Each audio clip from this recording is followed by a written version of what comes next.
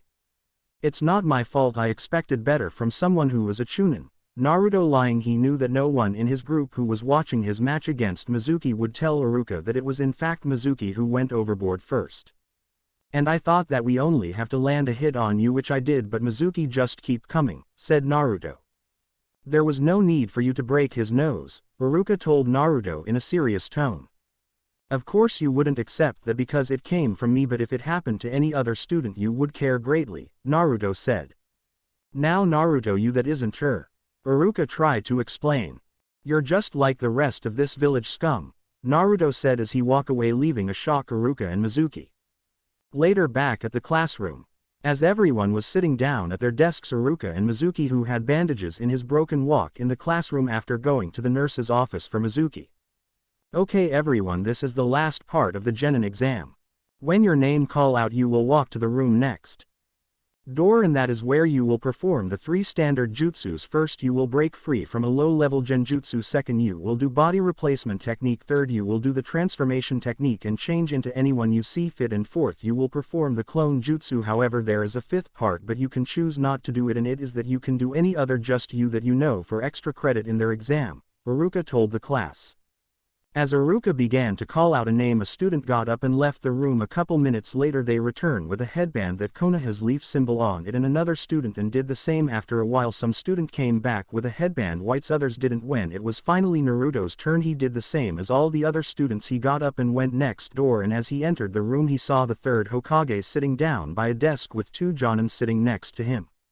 Well, hello Naruto, are you ready to take the Genin exam? Said Hiruzen. Yes Lord Hokage, Naruto said as he to the middle of the room. Okay Naruto, first let's do the breaking free from a genjutsu part of the exam first. Okay, Hiruzen said, receiving a nod from Naruto. This is going to be fun, Naruto thought to himself. As the Jonin on Hiruzen's right side got up and walked a bit towards Naruto, the Jonin then looked back at Hiruzen, who gave him a nod telling him to provide, which he did by doing the hand signs and casting his genjutsu over, but to his surprise it didn't have any effect at all. Why isn't my genjutsu working on you? I know that you ain't even trying to break free from it, so why isn't it working? Jonin asked Naruto, which surprising the other Jonin and Hiruzen. Genjutsu doesn't affect me at all, Naruto said, shocking all 3 men. Why's that Naruto? Hiruzen asked, curious. I don't know why, it just doesn't work on me, Naruto said, lying. Well, in fact he did knew why. Maybe it's him being the Kyuubi's Jinchuriki perhaps, Hiruzen thought to himself. Anyways, let continue with the exam. Next you will perform the body replacement technique with the chair over there, Hiruzen said, pointing at a chair in the corner of the room. Naruto gave a nod and did the hand signs and performed the body replacement technique without any problems. Perfectly perform, well done Naruto. Next can you perform the transformation technique into anyone you want, said Hiruzen. Naruto did the hand signs, and in a proof of smoke, instead of Naruto standing there, it was Tobirama Senju, who had white shaggy hair and red eyes with 3 red marks under each eyes and 1 on his chin, and was wearing his blue armor. He looks exactly like Tobirama sensei did before he died, Hiruzen thought to himself. Very good Naruto, Hiruzen said as Naruto turned back into himself. Now the 4th part of the exam is that you have to do the clone jutsu, said Hiruzen. Naruto did the hand signs and performed the standard clone technique, creating 4 more Narutos who stood next to him, which surprised Hiruzen as he thought Naruto would have a problem with this jutsu like Kushina, as there were the Kyuubi's Jinchuriki, meaning that they possessed a massive chakra amount. Now in the canon version Naruto is unable to perform the standard clone technique because his chakra control wasn't good, cause he had massive chakra amount. Perfect job, said Hiruzen, and Naruto released the clone jutsu. Now I have to say, from the report about your grades at the academy and your scores in the Genin exam, you have passed with flying colors. However, if you want you can do the 5th part of the exam and do any other jutsu that you may know, said Hiruzen. I will like to do that, Lord Hokage, Naruto said as he perked his just you. I wonder what jutsu does he know, Hiruzen thought to himself, eager to know. Naruto also, don't worry about any damage if you are going to use a destructive jutsu. As Naruto turned to face the wall behind him, he extended both of his arms and said, lightning style, thunderbolt, and suddenly in both of Naruto's palms was a large amount of electricity, and Naruto then fired it at the wall in multiple places. Hiruzen and the two Jonin just stared in shock from Naruto's jutsu, and as they looked at the wall they saw that it was in fact damage from Naruto's attack, which made them even more shocked because the seals on it should have prevented something like that, which only show how Naruto's mastery over the jutsu and his power. However, unknown to them, Naruto wasn't using his false strength. As Hiruzen stared at Naruto, his concern about Naruto grew even higher because the jutsu that Naruto had just used originally comes from the village hidden in the clouds Kumogakure, which made Hiruzen wonder how did Naruto that jutsu. Naruto, how and where did you learn that jutsu, said Hiruzen. Though research, I discover it at the library and I have mastered it as you have seen, said Naruto. I see, well, any case you perform it perfectly, so here is your headband showing that you are now a shinobi of the Hidden Leaf Village, Hiruzen said as he handed Naruto the headband, who wrapped it around his right arm. Thank you, Lord Hokage, Naruto said as he left the room and went back to the classroom. I have to find out what Naruto is hiding for the safety of the village, Hiruzen thought. Later, back at the classroom, after the last couple of students did their final part of the Genin exam, Iruka got a piece of paper which was important from another teacher that was given to them by Hiruzen.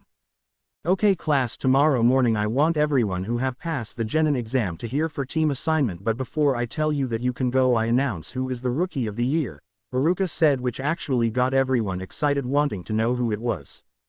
The Rookie of the Year name is Naruto Uzumaki, Iruka told, which surprised a few and anger Sasuke and all of his fangirls. What? Sasuke and all of his fangirls shouted. But Iruka-sensei, Sasuke-kun deserves to that title far more than Naruto does, Sakura said, which all the other fangirls nodded their heads in agreement. Sakura, Naruto got the highest in both grades and in score of the Genin exam, so he does deserve the Rookie of the Year title, said Iruka, shocking everyone in the classroom except for Naruto. He beat me in everything, how's that possible? I'm a Uchiha elite, nobody should be better than me, especially a clanless nobody like him, Sasuke thought to himself angrily. Congratulations Naruto, you have earned it, Iruka said before telling the class they can leave. At midnight in Konoha, almost every single Genin, Chunin and Jonin in Konoha was the Hokage mansion because someone had stolen the forbidden scroll of sealing, which contains many dangerous technique inside it. The Hokage had ordered his shinobi the scroll return and whoever have stolen be brought to him. Iruka was currently chasing someone through the woods who he believed that they were the person who had stolen the scroll of sealing from the Hokage's mansion. When Iruka finally caught up with who it was, Iruka was belong shock. It had to be you, Iruka, said Mizuki while standing on a tree branch. Mizuki, but why? Iruka said, trying to understand why would his childhood friend do something like this. Because I wanted more power and I have been promised it if I give them this scroll, Mizuki said with an insane grin on his face. Mizuki, please don't do this, think about our friendship, Iruka begged his friend. Friendship? We were never friends, I just use you. However, it wasn't until when the village denied me the position as an academy high instructor despite my performance in the test, and then you, Iruka, made the cut, only performed well with my assistance, and finally when Tsubaki chose you over me was when I started to truly hate you, to the point where I wanted to kill you, said Mizuki. But Mizuki, if I was able to find you so quickly, so will the Anbu and they will be executed for treason, Iruka begged. Haha, you don't think I plan for this to be able to escape from the Anbu, Mizuki said. Mizuki, who are you working for? Iruka asked, wondering who was the mastermind. As if I would tell you, Iruka, said Mizuki, unaware that something appeared behind him in a quick golden flash. How about me then, sensei? The person behind Mizuki asked, which surprised Mizuki, and as he turned around to see who it was Naruto, who then punched him in the face, damaging his nose even more, and was strong enough to send Mizuki flying to the ground. Why's the demon brat here? Mizuki thought, angry. Naruto, what are you doing here? It's too dangerous for you, Iruka asked, wondering why Naruto was here. Doing one of my duties as a shinobi of the leaf, stopping this traitor from stealing the scroll of sealing, Naruto said. Naruto, I'm trying to convince Mizuki to return back to the village without the need of bloodshed, Iruka said, hoping to avoid any fighting. He's a traitor to the Hidden Leaf Village and so he will be punished accordingly, Naruto said in a serious tone.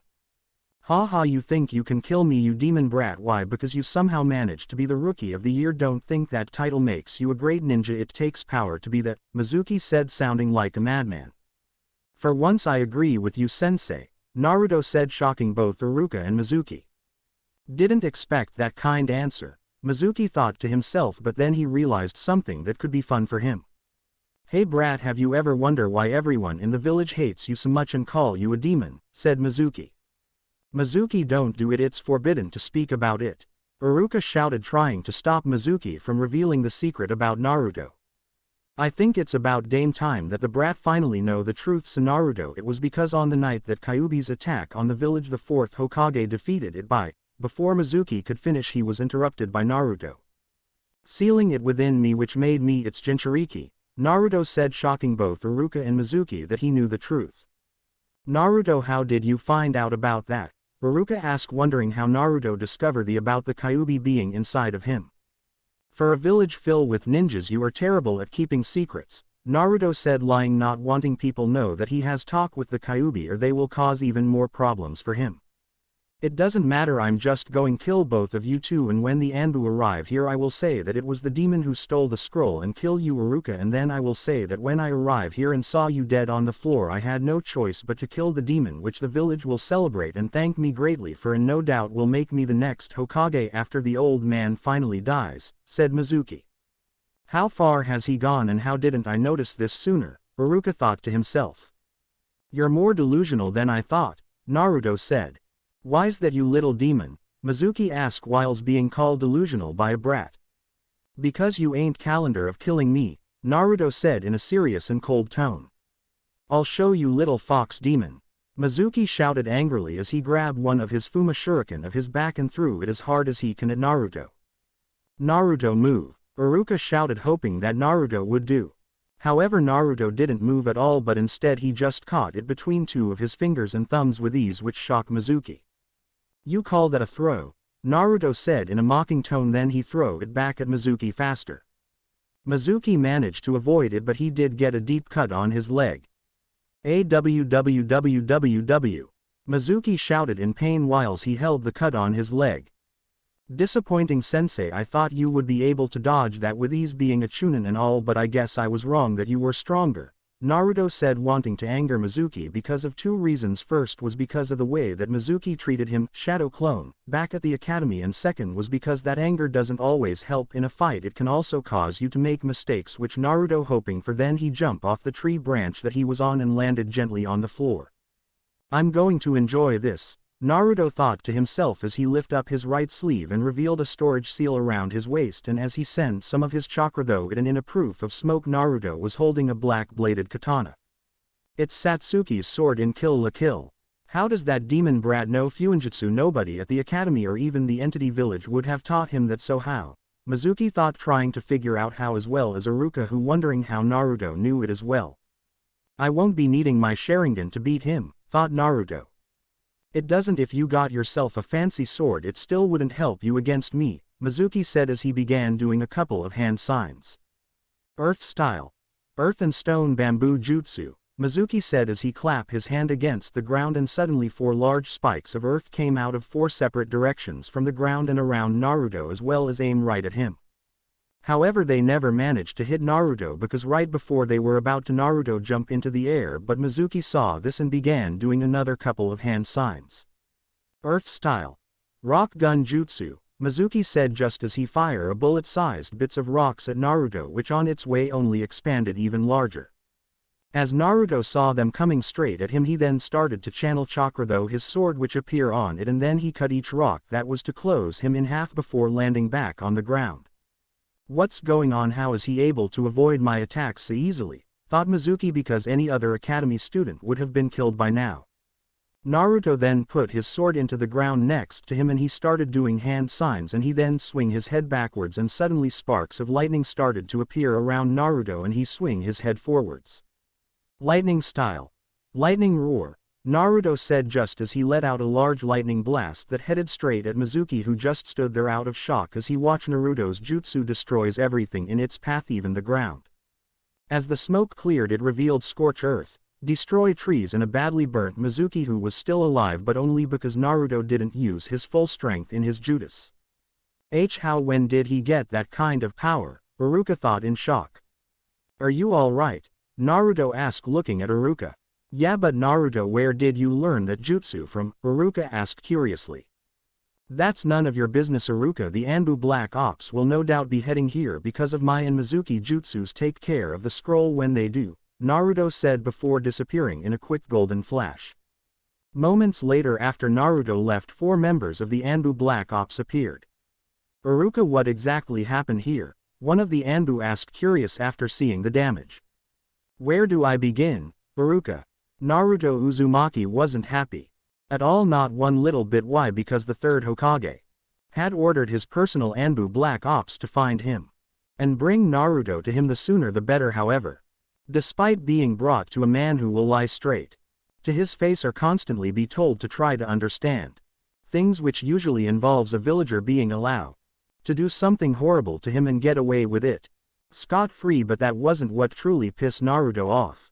It was that he was in middle of eating his lunch, his favorite food, miso ramen from Ichiraku, before being interrupted by the Anbu Black Ops and be told that the Hokage demanded to see him immediately. However, Naruto knew it is stupid to be so angrily for a small reason like this, but he couldn't help himself. Why? Because originally, back when he was 7 years old, before the change, which he calls it, he was already mad in love with ramen, and after he got the memories it doubled because his mother was in love ramen just as much as him, and it kind of fused his love for ramen and hers, in which created a person who really loves ramen. Anyways, Naruto was currently standing in front of the third Hokage in his office, and he already know why he was there, because of what he did last night between him, Iruka, and Mizuki, who was at the Konoha's hospital surrounded by Jonin just in case he tried to escape or to take his own life, to prevent the identity of whoever he was working for to be discovered. Naruto, I think you know exactly why I have called you here today, said Hiruzen in a serious tone. Yes, Hokage-san, it is about the event that happened last night, said Naruto. That's right, Naruto. Normally I would have called here straight away after the event, but my Anbu Black Ops couldn't find you, said Hiruzen. Because after the incident I went straight home. It was late after all, said Naruto. Naruto, I am tired of playing these games with you. I know you wasn't at your apartment and you haven't been there at all last night, so that leaves me this important question. Where have you been all night? Said Hiruzen. Like I said, Hokage-san, I went straight home, said Naruto. Naruto, unless you mean to tell me that you have some other place where you call home, or I just don't what to think, said Hiruzen. Hokage-san, I thank you for the apartment that you gave me all those years ago, but I haven't truly used it much for the past couple years now, said Naruto.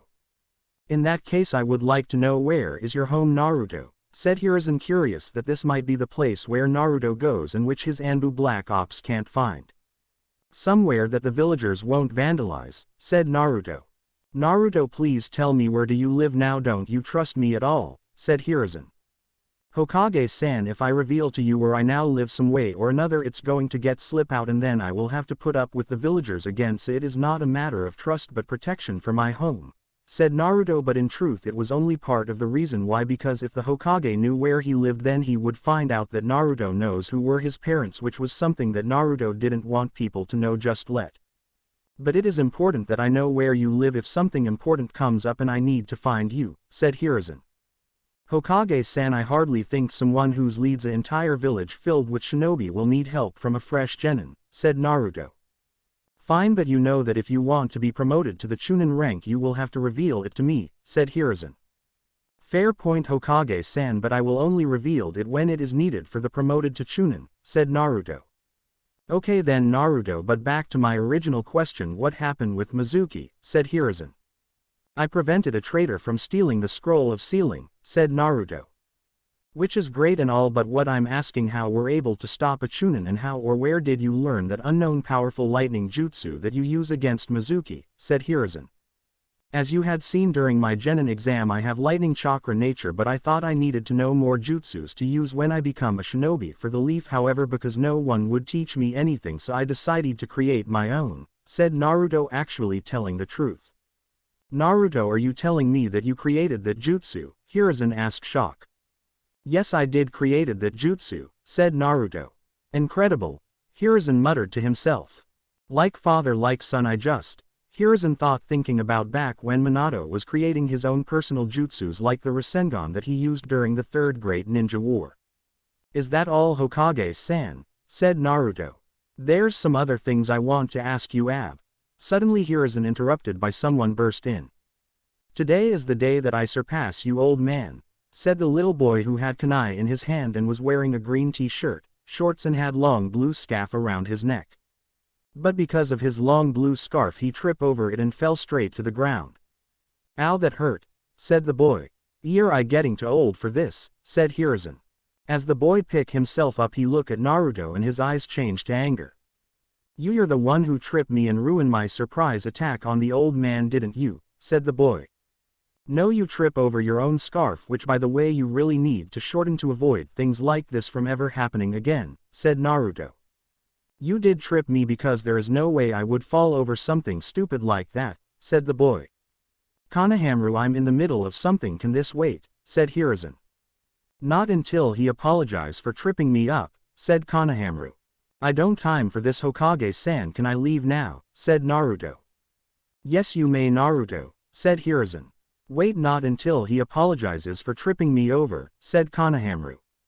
Just then a man ran in. He was wearing a banana version of Konoha's headband protector which covered all of upper half of his head, pitch black sunglasses similar to the ones that the members of the Aburame clan wear, and the standard Konoha uniform but without the flak jacket. Lord Hokage, I am so sorry, he just ran away when I turned my head, said the man. It's all right, Ebisu, said Hiruzen. Ebisu looked at Konohamaru who was standing next to Naruto, and when Ebisu realized who Naruto was he gave him the same look that almost everyone gives him. The Kyuubi brat, thought Ebisu. Well, I'm waiting for my apology, said Konohamaru. I'm not apologizing for your stupidity, said Naruto whilst he walked towards the door but stopped when Konohamaru ran in front of him and stood in his way.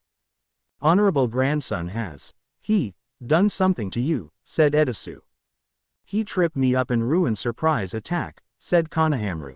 I don't have time for this kid, said Naruto as he picked up Konohamaru and move out of way without hurting him.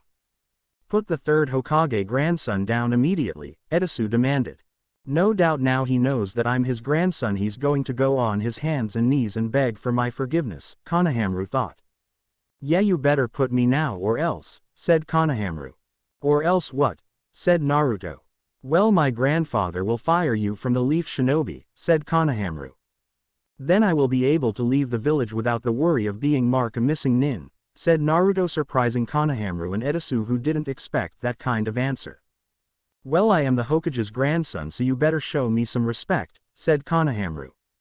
He's starting to sound like a certain annoying Uchiha, Naruto thought. Respect is earned, not given, kid, said Naruto. Walked towards the door but was stopped again with Ebisu. You will show respect to the Hokage's grandson and apologize to him immediately, Ebisu demanded. How about no? Naruto said, disappearing in a burst of speed and then reappearing behind Ebisu and made his way out of the mansion. What was that? Thought both Konohamaru and Ebisu. Lord Hokage, we need to do something immediately for what boy has done, said Ebisu. Ebisu, Konohamaru trip up on his own scarf not because of Naruto, so there is nothing to be done, understand, said Hiruzen. Yes, Lord Hokage, said Ebisu.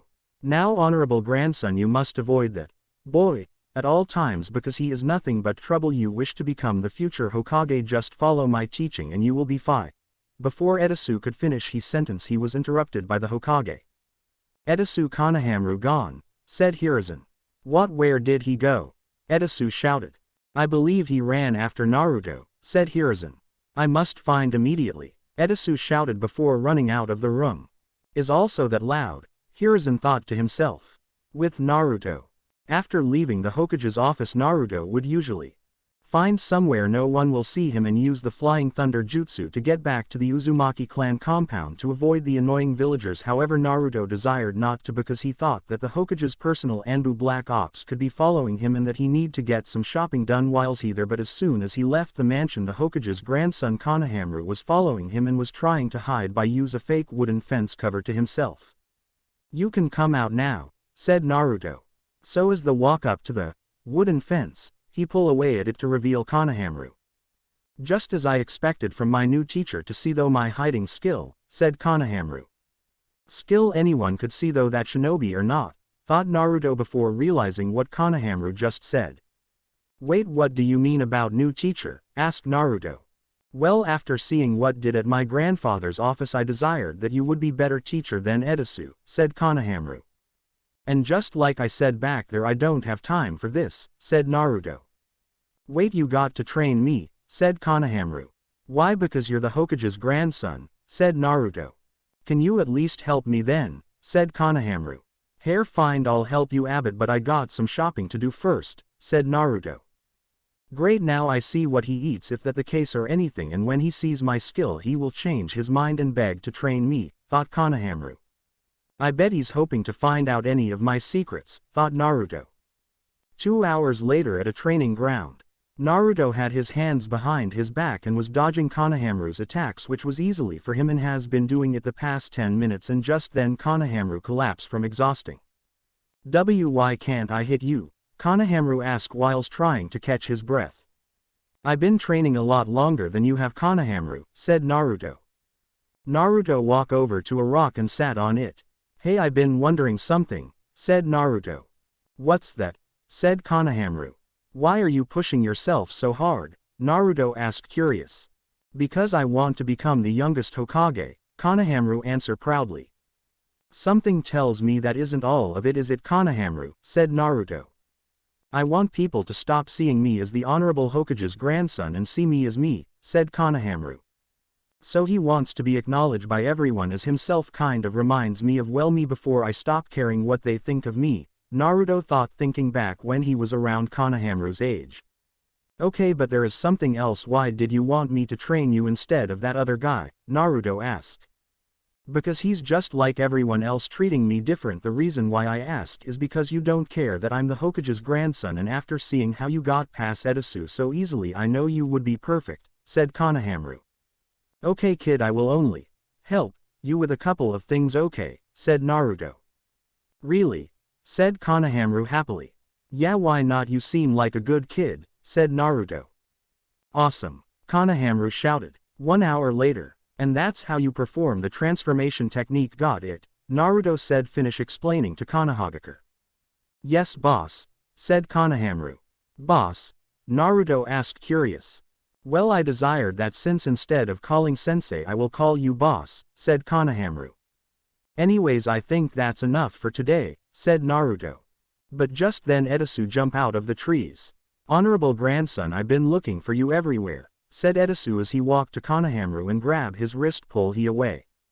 "Let me go," said Konohamaru as he tried to break free. "Honorable grandson, you must away from him, he's nothing but bad news, trust me," said Edasu. "He said let go," said Naruto. "You stay out of this or else," said Edasu. "I give 5 seconds to let go of him or I'll make you let go," said Naruto. "Ha, you may have best Mizuki, but you got no chance against a elite jonin like me," said Edasu proudly. "Let's see about that," said Naruto as he did a couple of hand signs, and then in a proof of smoke next to him was Konohamaru, who didn't know what just happened, and Edasu was holding a stick that was on the floor before. "So you can perform body replacement technique on other people besides yourself, not bad for a brat, normally only a chunin or jonin could be able to that," said Edasu as he threw away the stick. "Yeah, but the person who I want to use it on has to be close," thought Naruto. "I guess I have to teach you a lesson, so you should feel honored as I am an elite trainer," said Edasu as walked towards Naruto and Konohamaru. "Wait, don't hurt him, I will come with you if you do," Konohamaru begged, not wanting Naruto to get hurt, but suddenly he felt a hand on his shoulder and it was Naruto. "Thanks Konohamaru, but I think someone has to put this guy in his place and I'm more than happy to do it," said Naruto as he walked towards Edasu. You should have just allowed the honorable grandson to leave. I wouldn't have to hurt you, but now that chance is gone, said Edasu. First, his name is Konohamaru Sarutobi, and second, you've been annoying since the moment I first saw you. So yeah, said Naruto. Naruto disappeared in a burst of speed and did a swing kick to Edasu's head which sent he flying. Wow, thought Konohamaru. Ow, what the hell, said Edasu as he rubbed his head. I think you shouldn't underestimate your opponent, said Naruto. I guess I really shouldn't anyways. I don't know how you were able to move that fast, but it still isn't good enough to beat me, said Edasu. First he's say not underestimate me, and in a second later he underestimate me. What a idiot, thought Naruto. The Hokage wouldn't like it if I harm the brat, but he seems a bit overconfident with his skills, so no doubt because he managed to defeat that weakly Mizuki and now landed a hit on me, so in his own good I should show him how a real shinobi do battle, thought Edasu as he changed at Naruto in Jonin level speed. I guess he's not playing around anymore, thought Naruto as he lift his arms up to block Edasu kick, and then he push him back. Naruto went into his fighting stance that he and Chen created together, and in a burst of speed at Edasu, sending many powerful punches and kicks at him which he only managed to block a few before being overwhelmed by Naruto's attacks, and suddenly Naruto did a high kick to Edasu Tin which sent him in the air, and Naruto jump up kick him back down. He actually managed to do it, Konohamaru thought on shock. Ow, that level of taijutsu takes 2 years to master, so how did he do it, thought Edasu. I say it before and I will say it again, do not underestimate me, said Naruto standing over Edasu before walking away. Wait, Edasu shouted with his remaining strength.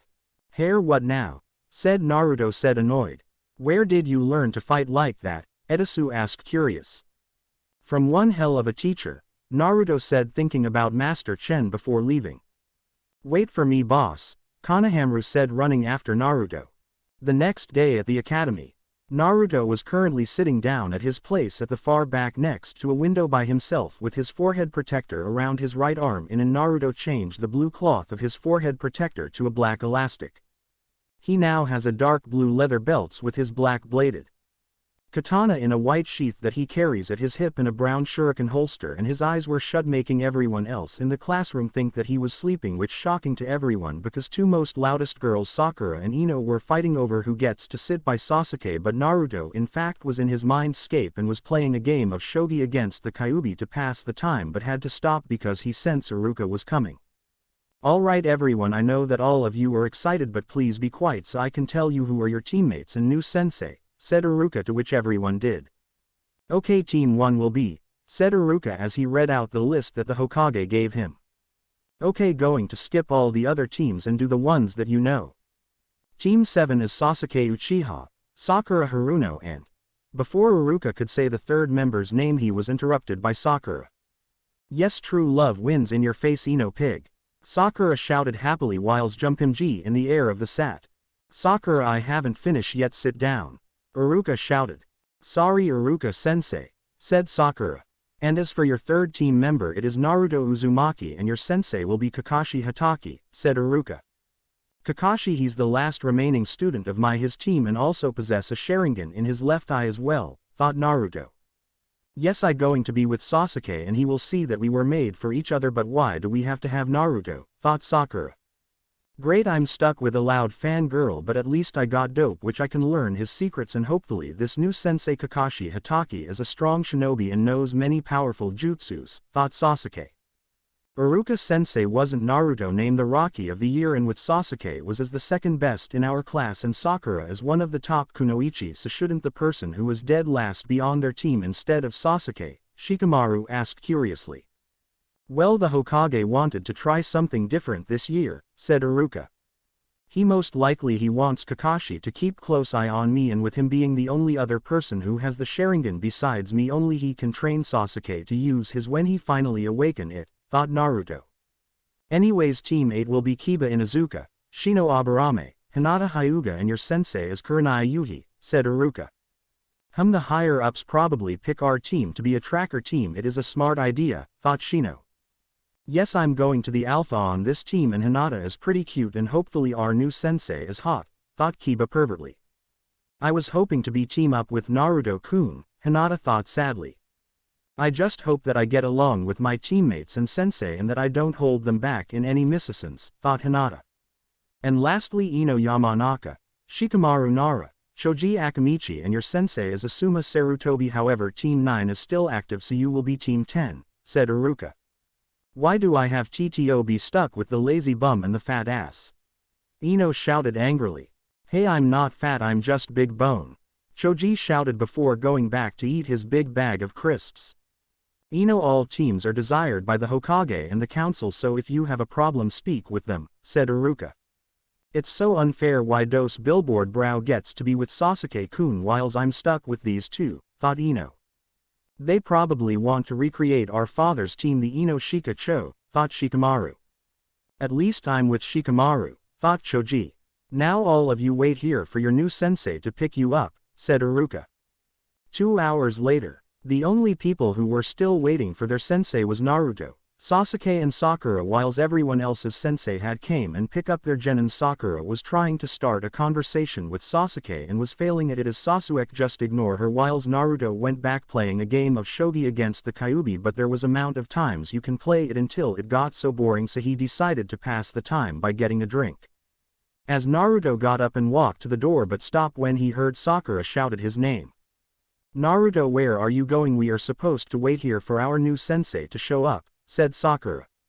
Calm down, I'm just going for a drink, said Naruto before leaving the room. How rude, he could had at least office red to get us one, thought Sakura, who could actually use a drink. After 20 minutes of Sakura continued to try to start a conversation with Sasuke, to which annoyed him greatly, and just then someone new walked in the classroom. It was a grown man who had spiky sliver hair and one visible dark gray eye, while the other, his left eye, was hidden behind his Konoha headband that was tilted downwards, and his lower half of his face was hidden as well behind a mask, and he was wearing the full standard Konoha uniform. Hi there, I'm Kakashi Hatake and I'm your new sensei, said Kakashi, not looking up from his orange book. Kakashi-sensei, Naruto's isn't here, said Sakura, which made Kakashi look up and saw that Naruto wasn't there. Where is he then? Kakashi asked curiously. He said he's going to get a drink, but that was 20 minutes ago, said Sakura. Now then, I guess I'm going to have to go and looking for him, said Kakashi as turned around back to the door, but to his surprise Naruto was standing there with a can of soda. How did he get behind me undetected? Kakashi thought in shock. About time you show up, said Naruto before taking sip of his drink. Okay then, met me on the roof, said Kakashi before disappearing, leaving a couple of leaves. Guess I will see you two up there, said Naruto before he performed the same thing that Kakashi just did, surprising Sasuke and Sakura. On the roof. As Kakashi appeared, he went and sat on the wall, read his book, believing that he got some time to spend, but suddenly in a proof of smoke Naruto appeared and he ignored Kakashi and sat down. So he knows the body flicker technique as well, Kakashi thought curiously. After 7 minutes Sasuke and Sakura finally managed to get to the roof. Okay, now that everyone is here, why don't we tell everyone what's our likes, dislikes, hobbies and dreams are, said Kakashi. Kakashi-sensei, why don't you go first so we know what to do, said Sakura. Sure, well, my name is Kakashi Hatake, my likes and dislikes are, well, I can't say. My hobbies are, well, you three are too young to know, and my dream is, well, I don't feel like telling you, said Kakashi. All he told us was his name and we already knew that, thought Naruto, Sasuke and Sakura. Kakashi Hatake, also known as the Copycat Ninja and Kakashi of the Sharingan, the son of a famous shinobi Sakumo Hatake, the White Fang of the Leaf. Likes and hobbies are mostly reading a book from Icha series, which is a dirty porn book, and his dislikes are those who abandon their comrades, and his drama is to honor his falling comrades, Naruto said, shocking Sasuke, Sakura and Kakashi. How the hell does he know so much about me when he's only just met me, thought Kakashi. He possessed the Sharingan, good to know he can teach me how to use my once I awaken it, thought Sasuke.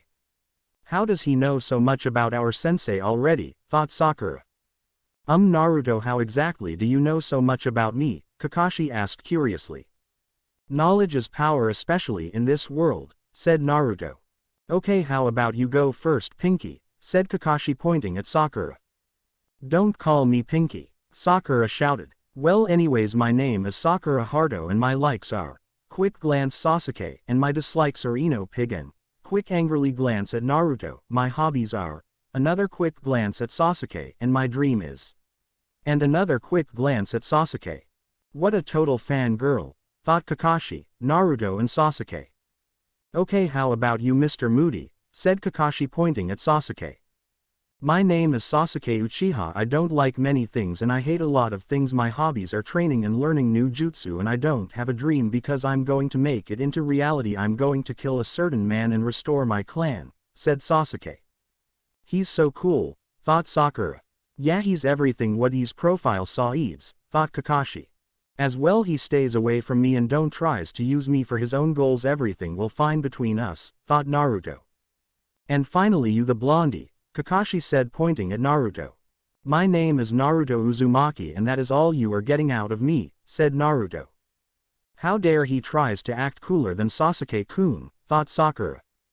Not like I care about what his likes are anyway, thought Sasuke. Just as I expected, not much a people person, thought Kakashi.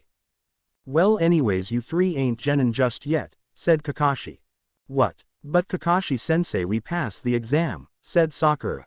Well, that was just to see if you were ready for the true exam, said Kakashi as he stood up. Met me tomorrow morning at 10 o'clock in the training ground 7, said Kakashi as turned around to leave. Oh, before I forget, here's so advice for tomorrow: don't eat anything or you will punk it up, said Kakashi before leaving a couple of leaves. At Konoha Training Ground 7 at 12 o'clock, a clock stood. Only two people, Sasuke and Sakura, said they had been waiting for their sensei and other teammate of 2 hours and they were annoyed and hungry, but suddenly Kakashi appeared wavering at two of his students and not even being bothered by the angrily looks he was getting from them. Good morning, you two, said Kakashi. Where have you been? We had waited for you for over 2 hours. Sakura shouted very loudly and angrily. Well, you see, I'm making my way here, but a black cat across my path, so I had to go the long way around, said Kakashi. Don't you dare give us that lame excuses, Sakura shouted.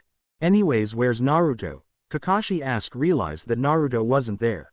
He hasn't shown up, said Sakura, who's slightly jealous because Naruto didn't wait 2 hours for Kakashi to finally show up. Actually, I being here for the past 20 minutes. Naruto said, sighting on a tree branch, surprising Kakashi, Sasuke and Sakura. What? Why didn't we hear you? Sakura shouted, surprise. Because you were too busy dreaming about Sasuke and he was thinking about revenge, said Naruto, lying completely because thanks to his father's memories he knew that Kakashi is always late unless it was for a mission, so when he said to be here at 10 o'clock he would show up at 12 o'clock. And after their meeting yesterday, Naruto went to the training ground and placed the Flying Thunder God seal on a tree, and in truth he came at the same time as Kakashi did. But how didn't I noticed him at all until he spoke, thought Kakashi, curious.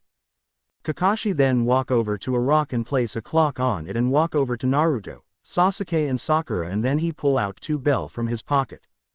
You three have 1 hour, get these bells from me or all of you will be sent back to the academy, said Kakashi, causing Sasuke and Sakura to tense up whilst Naruto didn't seem bothered by it at all. But Kakashi-sensei, there is only 2 bells, said Sakura. Impressive, Sakura, I didn't know you can count, Naruto said, mocking tone. Shut up, Naruto, Sakura shouted angrily. Make me, Naruto said again in a mocking tone. Now there's no need for fighting anyway, it means that one of you will be sent back to the academy, said Kakashi. Being, Kakashi shouted, and the moment he did, Sasuke and Sakura jump into the bushes whilst Naruto just disappear. I can sense Sasuke is in a tree whilst Sakura is in the forest, but I can't sense Naruto. How's that possible, thought Kakashi as he walked into the forest.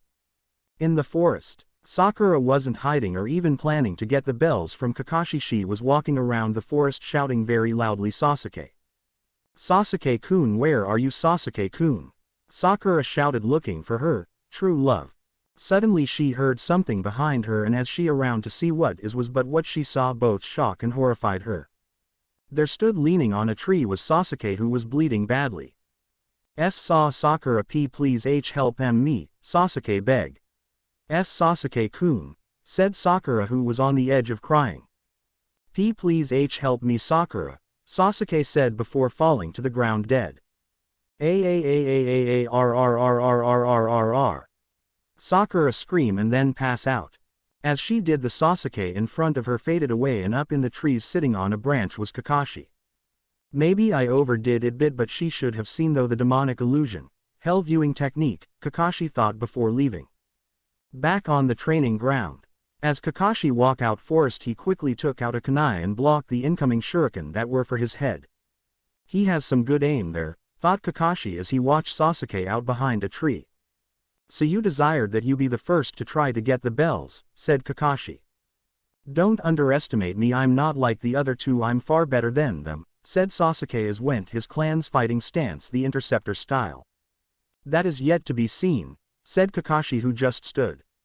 Sasuke changed at Kakashi at a Chunin level of speed, which surprised him, and he then continued to block and dodge Sasuke's attacks, which impressive Kakashi by how far skilled Sasuke was in taijutsu, because he was managing to push him back bit. However, Sasuke jumped away and threw several shuriken and kunai at Kakashi, who managed to dodge all of him with ease. However, he did fell for a trap that Sasuke laid out for him, where several move kunai and shuriken were fired at him. When Sasuke picked up one the kunais that thrown and used it to cut a rope line. As Kakashi dodged all of Sasuke's kunais and shurikens, Sasuke quickly ran at Kakashi and once again engaged Kakashi in taijutsu, but as Kakashi managed to dodge and block Sasuke's attacks, he quickly realized that Sasuke wasn't truly trying to fight him but instead distract Kakashi as he got closer to grab one of the bells from Kakashi. Upon realizing what Sasuke aim was, Kakashi saw Sasuke that was about to grab one of the bells. Kakashi managed to jump away in the nick of time, but Sasuke managed to slightly touch one of the bells. Okay, now that was close, this kid is pretty good, I gotta be careful with him around or else, thought Kakashi.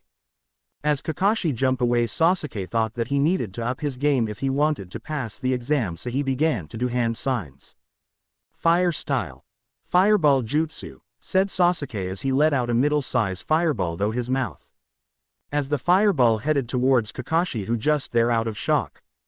How can a Maragenin be capable of doing a C-rank fire ninjutsu technique, thought Kakashi. As the fireball engulfed Kakashi, Sasuke saw that this was he change, and so he quickly overran to Kakashi to grab of the bells, but to his surprise he couldn't find he anyway. Where the hell is he? Behind me, above, thought Sasuke as tried to find where Kakashi was. But suddenly something grabbed Sasuke's ankles, and as he looked down to see what it was, he saw Kakashi's head sticking out of the ground. Looking for me, said Kakashi as he pulled Sasuke underground, leaving only his head by using the earth style double suicide decapitation technique, after which Kakashi came out of the ground and knelt down in front of Sasuke. Well, Sasuke, I got to admit you are indeed talented, I didn't expect to be pushed this far, said Kakashi, and then he got up and walked away. You can't leave me like this, I demand you let me out right now or else, Sasuke shouted. Just then Sakura, who had regained conscious, walked out from the forest, but only to see Sasuke's head on the floor. Sakura screamed in terror. Sakura, I'm not dead, just most of my body is buried underneath, said Sasuke. Sasuke-kun, don't worry, I will get you out of this, said Sakura. Suddenly Naruto appeared and walked towards Kakashi. So there you are, I was wondering where you gotta go, said Kakashi. But seriously, where the hell did he go? I couldn't sense him anyway, thought Kakashi. Naruto, help me get Sasuke out of this, Sakura shouted. However, Naruto just ignored her and continued to walk over to Kakashi.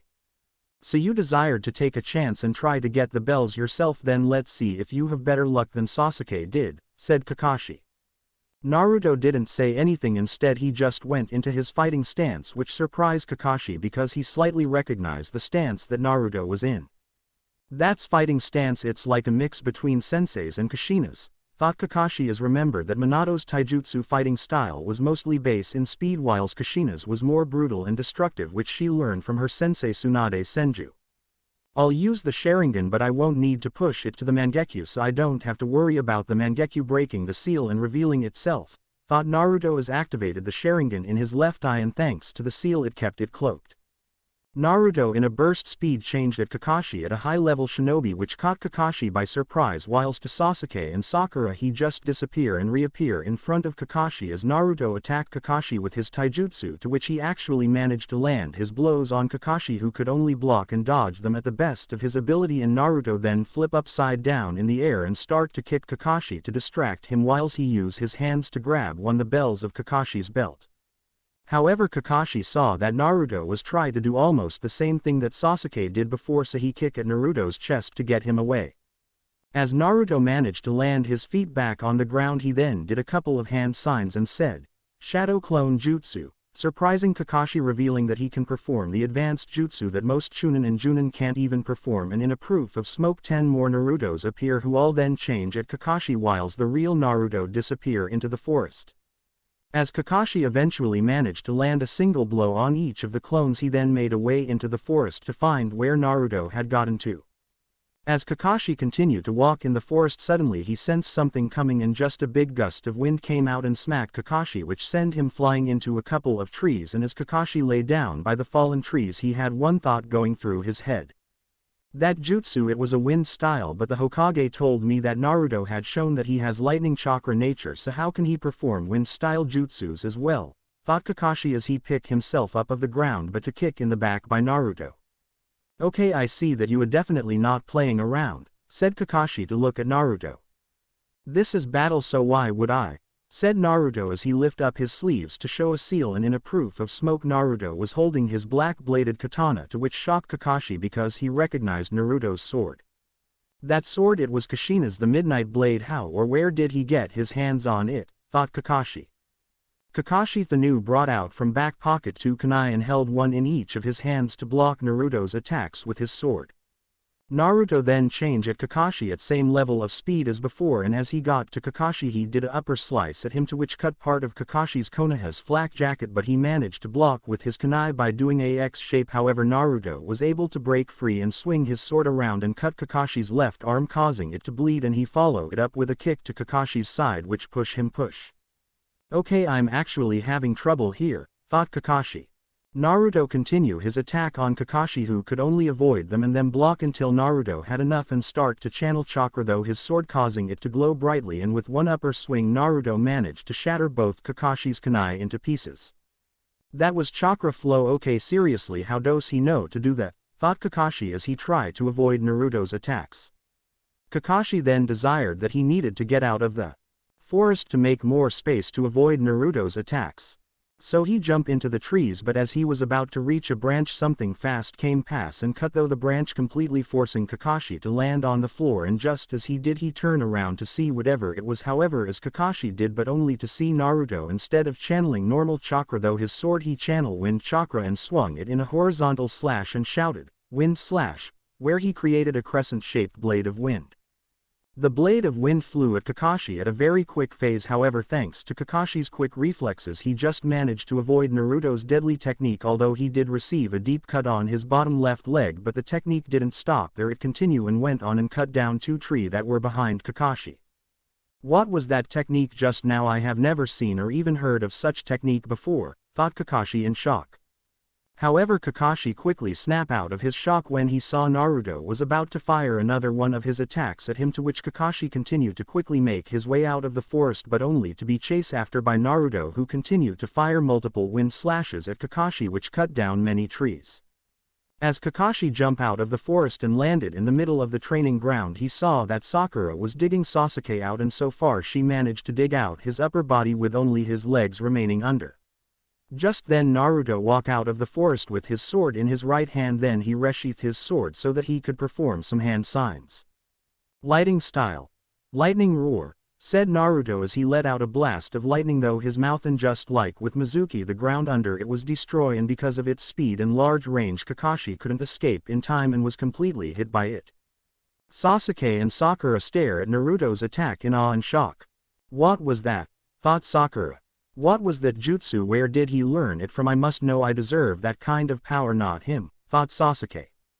However, as the smoke cleared, it revealed Kakashi was there, and for a second Sasuke and Sakura thought that Naruto had completely destroyed Kakashi, but just Kakashi appeared behind Naruto in a crouch position and his hands form a tiger seal. Second rule of being a shinobi: Naruto, never let your enemy get behind you, said Kakashi. Konohagakure most secret and sacred technique. 1,000 years of death, said Kakashi as he inserted his index and middle fingers in Naruto rectum. But as he did, the Naruto in front of him exploded, causing a massive explosion. Fortunately though for Kakashi, he managed to evade the explosion just in time. That was the Clone Great Explosion. First he knows the Shadow Clone Jutsu and now this where is he learning all these techniques from, thought Kakashi. Naruto then quickly ran out of the forest and threw a couple of kunais and shurikens at Kakashi who managed to dodge them. However, before Naruto continue his attack on Kakashi, the alarm clock rang, meaning that the exam was over. After Sakura finished diddling Sasuke out, she and Sasuke and Naruto walk over to Kakashi who was sitting on the rock. Okay, seeing that none of you, let's talk what went wrong, said Kakashi. Sakura, you were too occupied trying to find Sasuke to even do anything to pass the test and failed to notice that you got caught by my genjutsu, said Kakashi. Sasuke, whiles you did try to get the bells of me and actually did a good job in trying, however you didn't thought about working with the others believing that they would have hold you back, said Kakashi. Naruto, you were the same as Sasuke, you did a good job trying but you didn't try to work with Sasuke or Sakura, said Kakashi. However, I have to pass them or the civilian council will be pissed that didn't pass Sasuke because they want me to train him in everything that I know, and Sakura's aunt who is a higher up in the civilian council will get them angrily, and as for Naruto, the Hokage wants me to keep an eye on him, and after this I can see why, thought Kakashi. Actually, Kakashi-sensei, I did manage to get both bells from you, said Naruto holding them in his hands. Kakashi, Sasuke and Sakura just stare at Naruto in shock. No way he actually managed to get them while Sasuke-kun couldn't, thought Sakura. How's that possible if he's able to get them? So should I, because I'm far better than he is, thought Sasuke. When did he get them and why didn't I notice them gone, thought Kakashi.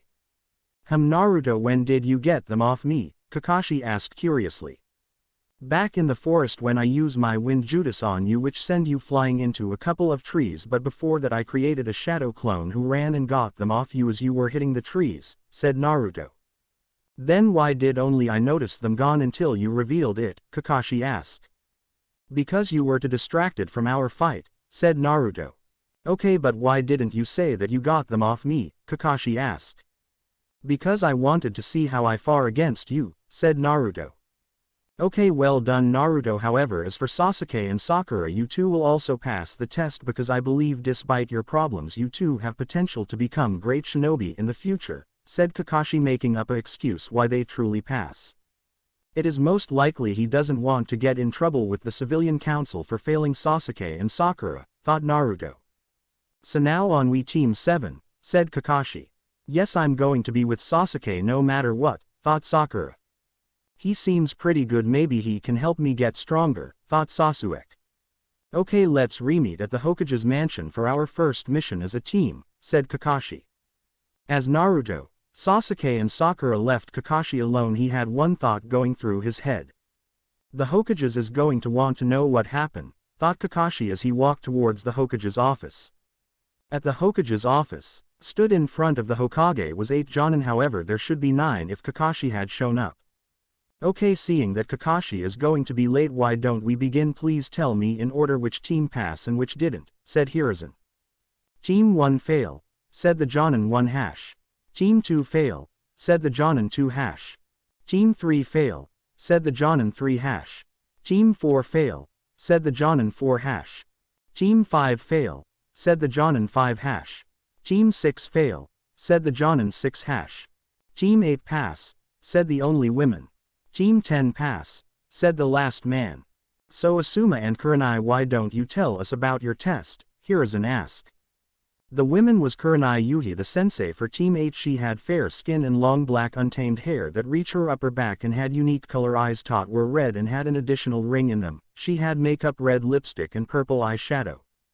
She was wearing a red mesh armor blouse with only the right sleeve visible overall. This is very broad material which resembles bandages with a pattern on it similar to those of a rose thorns. Her hands and her upper thighs were wrapped in bandages and she wore regular shinobi sandals and her Konoha headband. That the man was Asuma Sarutobi, the sensei for Team 10. He was a tall man with olive skin and short black hair with a beard and brown eyes. He wore the standard Konoha uniform but with a sash that had the kanji for fire mark on it around his waist. Because my team was made to be a tracker squad, I thought to see if they were able, so my test for them was to find a couple of items that I hidden in the training ground and the forest, which succeed in by working together. Hinata use her Byakugan to locate them, then Shino use his insects to find the traps I set, and Kiba use his quick reflexes to receive them, said Kurenai.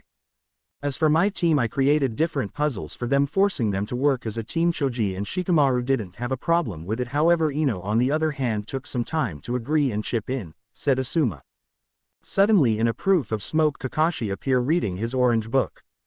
Hey, said Kakashi. Thanks for joining us, Kakashi. Now as everyone else has already revealed, maybe you can share as well, said Hiruzen. Well, my team pass, said Kakashi, surprising everyone because Kakashi had never passed anyone before. Everyone whose team didn't pass, please leave, said Hiruzen, and Six Jonin left the room. Now Kakashi, please tell us what happened, Hiruzen said, curious. After I announce it, all three of them disappear into the forest, but I still could sense where Sasuke and Sakura was. However, I couldn't find Naruto. Then I walk into the forest and found Sakura straight away, who was shouting and looking for Sasuke, so I use a genjutsu on her which caused her to pass out. Then I left her and walk out of the forest, but only to find Sasuke, who thrown a couple of kunai and shuriken at my head. But I managed to avoid them. Then he came out and fought me head on, and from it I saw that he had completely mastered the Uchiha clan fighting style, the interceptor style, and he was at least Chunin level in speed. And after a bit, Sasuke then performed the fireball jutsu at him, which I have to admit caught me by surprise. However, I replaced myself with a log, and after when he was looking for me to get the bells, but I went underground, and then I used the earth jutsu double suicide decapitation technique to trap Sasuke, said Kakashi. What about Naruto? What did he do? Said Hiruzen. Well, that what really caught me by surprise, said Kakashi, causing everyone else to get even more curious.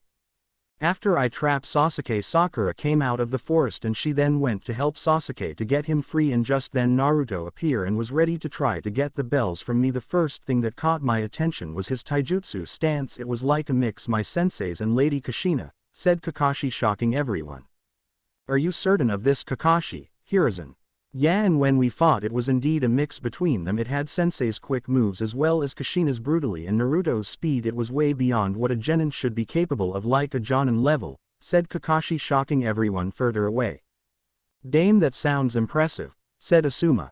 Yeah, and as well fought. He did a flip in the air and started to kick me, but only to distract me so he could grab one of the bells. When I saw this, I kick him away, but he picked himself up straight away and then the shadow clone jutsu and created 10 clones whilst he ran into the forest. After I handled the clones as quickly as I could, I follow after him, which I regret, said Kakashi.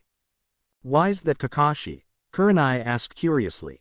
After I walk in the forest, I got hit by a powerful wind jutsu, which I think was the great breakthrough technique, but I can't be sure. Anyways, it sent me flying in a couple of trees, and when I got back up I was kicked in the back by Naruto, said Kakashi, shocking everyone again, especially Hiruzen, because he knew that Naruto already has lightning chakra nature, but it shows that Naruto already has 2.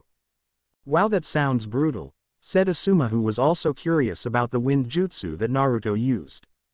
Yeah, tell me about. And here's another shocker. He then pulled out a sword which is none other than Kushina's the Crimson Blade, said Kakashi. What? But how's that possible? No one knew where it was after the attack, said Kurenai. I don't how, but I knew it meant trouble for me, so I took out 2 kunais, and when Naruto started attacking me with it, he showed that he was skilled in kenjutsu. However, after a while he had enough and start to channel his chakra though the sword and shatter my kunais with one upper swing, said Kakashi as he took the part of the kunais that he was holding when it happened. Wow, that kid sounds dangerous, said Asuma. Kakashi, are you saying that Naruto knows chakra flow technique, said Hiruzen. Yeah, I was surprised by it too, and then I thought that it would better if I go somewhere with more room so I can avoid Naruto's attacks easily. However, as I jump away, something came flying past me and cut through the branch that I was about to step on, which forced me to land back on the ground. After I did, I looked back to what it was, and all I saw was Naruto with Kushina's sword in his hands, said Kakashi. What was it, Kakashi? What did he do? Said Hiruzen, who wanted to know what happened. I didn't know at first until I saw the chakra on the sword, and it wasn't normal chakra as before. Instead, from the way it looked, it was wind chakra, and then I was proven right when Naruto did a slash in the wind at me and shouted wind slash, and it created a crescent-shaped blade of wind which headed right for me at a quick phase. However, I managed to dodge but cut my bottom left leg, and it carry on and hit and cut down a tree behind me and another one behind that one, said Kakashi. I never heard of such a wind technique before. Have you, Asuma? Said Kurenai. No, I haven't, and I got to admit it sounds like useful technique to have, said Asuma. And very dangerous when it is use on you, let me tell ya, said Kakashi as he lifted up his pants on his left leg to saw the cut that he got from Naruto. Wow, the kid did that to you, said Asuma. Yeah, and I'm only thankful that it didn't hit me somewhere serious, said Kakashi. Kakashi, please continue your report, said Hiruzen, who wanted to know everything Kakashi discovered. Well, after that I quickly continue my out of the forest. Whiles Naruto followed behind me and sended many of that wind jutsu at me, cutting down lots of trees, and when I finally made it out and tried to catch my breath, I saw Sakura helping Sasuke out of my trap. However, when Naruto show up, he put his sword into the ground. So he used hand to perform an ninjutsu at me, and it was the same jutsu that you told me, Hokage-san, that he use on Mizuki, but it was way more powerful, which caught me in surprise. However, when it was finished and he walked over to me to get the bells, I appeared behind him after using the body replacement technique to escape his attack. I then desired to perform a jutsu of my own, the 1000 years of death. However, just as I did it, he exploded, showing that he knows the clone great explosion as well, which caught me off by surprise again. And then Naruto appeared and started to throw kunais and shurikens at me, but before he could continue, my alarm went off, said Kakashi. So how come they passed then? Kurenai asked. Well, after telling them what they did wrong, Naruto revealed that he actually managed to get them off without me noticing, said Kakashi, shocking everyone. But how's that possible? Said Kurenai. He said when he used his wind jutsu on me, which sent me flying into a couple of trees, one of his shadow clones stealthily got them off me, said Kakashi. But how come Sasuke and Sakura pass? Said Asuma. Well, if didn't pass Sasuke, the civilian council will cause trouble, and if I didn't pass Sakura, her aunt will get the other members to join her and cause trouble, said Kakashi. Fair point, said Asuma. I think that's all of today, Asuma. Kurenai, I need to talk with Kakashi privately, said Hiruzen. Once Asuma and Kurenai left, Hiruzen became serious. So what do you think then after seeing that? Said Hiruzen. I got to admit something is going on with Naruto, because no fresh genin should be that strong, said Kakashi. Yes, ever since his 5th birthday after the attack he had become distant from everyone including me. I even had some of my Anbu follow him to see where he goes in his free time, but every time he disappear without a trace, said Hiruzen. And where exactly did he get Kushina's sword, because nobody could find where she kept it after the Kyuubi attack, said Kakashi. Yes, and after the incident with Mizuki I sent my Anbu to bring Naruto to me, but they couldn't find him and he wasn't at his apartment all night. I know because my Anbu waited all night for him to show. It wasn't until the next morning when he was eating ramen at Ichiraku when they finally brought him to me, and then he revealed that he didn't need the apartment at all because he has somewhere else to live, and when asked where he won't reveal it to me, said Hiruzen. So what do you want me to do, Hokage-san? Said Kakashi. I want you to find out anything on Naruto, like where does he train, what does he do, who is training him in secret, and where does he currently live now, said Hiruzen. Hi Hokage-san, said Kakashi before disappearing. I must make sure Naruto isn't secretly working with any of our enemies for the good of the village, thought Hiruzen. In someone else's point of view, deep within the forest that surrounded Konoha, something was running straight away from Konoha very quickly, and if someone could see in its eyes, they'd be able to see it had hope of escaping. I got to hurry or they will find me and bring me back to that thing, thought the creature. I think it went this way, someone shouted very loudly. Damn it, I thought it would take them longer to find my tracks, thought the creature. But just then someone with dark purple animal-like eyes appeared right in front of the creature and reached out and grabbed the creature. Damn it, thought the creature. Kakashi-sensei, I have the cat, said the person. Back to normal. Great work Naruto, I think that sets a new record, said Kakashi over the headset. But Kakashi-sensei, Sasuke-kun and I did all the work whiles all Naruto did was nothing until now. Shouldn't he get in trouble for not helping us sooner? Sakura complained. Well, I thought that you and Sasuke needed to improve your stamina and I saw this opportunity to help you, said Naruto, lying completely whilst in truth he just didn't want to do this mission, seeing that this was a pointless mission but tired of waiting for Sasuke and Sakura to catch Tora, so he desired to step in. Shut up Naruto, or else. Sakura shouted. Or else what? Your threads don't scare me, said Naruto. Now everyone calm down Naruto, bring Tora back to the village but be careful, she might try to escape, said Kakashi. Yes Kakashi-sensei, said Naruto. I wonder why it runs away a lot, thought Naruto as he carried the cat back to the village. At the Hokage's office, that explain it, thought Naruto as look at the scene in front of him.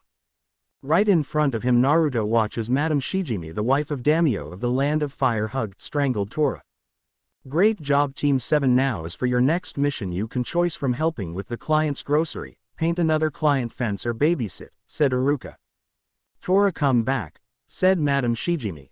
Or now bring Tora back to Madame Shijimi, said Iruka. No way, Sasuke-kun deserves a better assassin than any of these pointless ones. Sakura shouted, which Sasuke agreed with but didn't say anything. These mission ain't pointless Sakura, they are to help you to improve your teamwork for future mission that are higher in rank, Iruka explained. I need harder mission so that I can become even stronger, said Sasuke. You're not ready for them, you're just a brand new genin team, said Iruka. Iruka, if they think they are ready for a higher rank mission why don't we give them a C rank if you think they ready, Kakashi, said Hiruzen. Yeah sure, said Kakashi as he continued to read his book.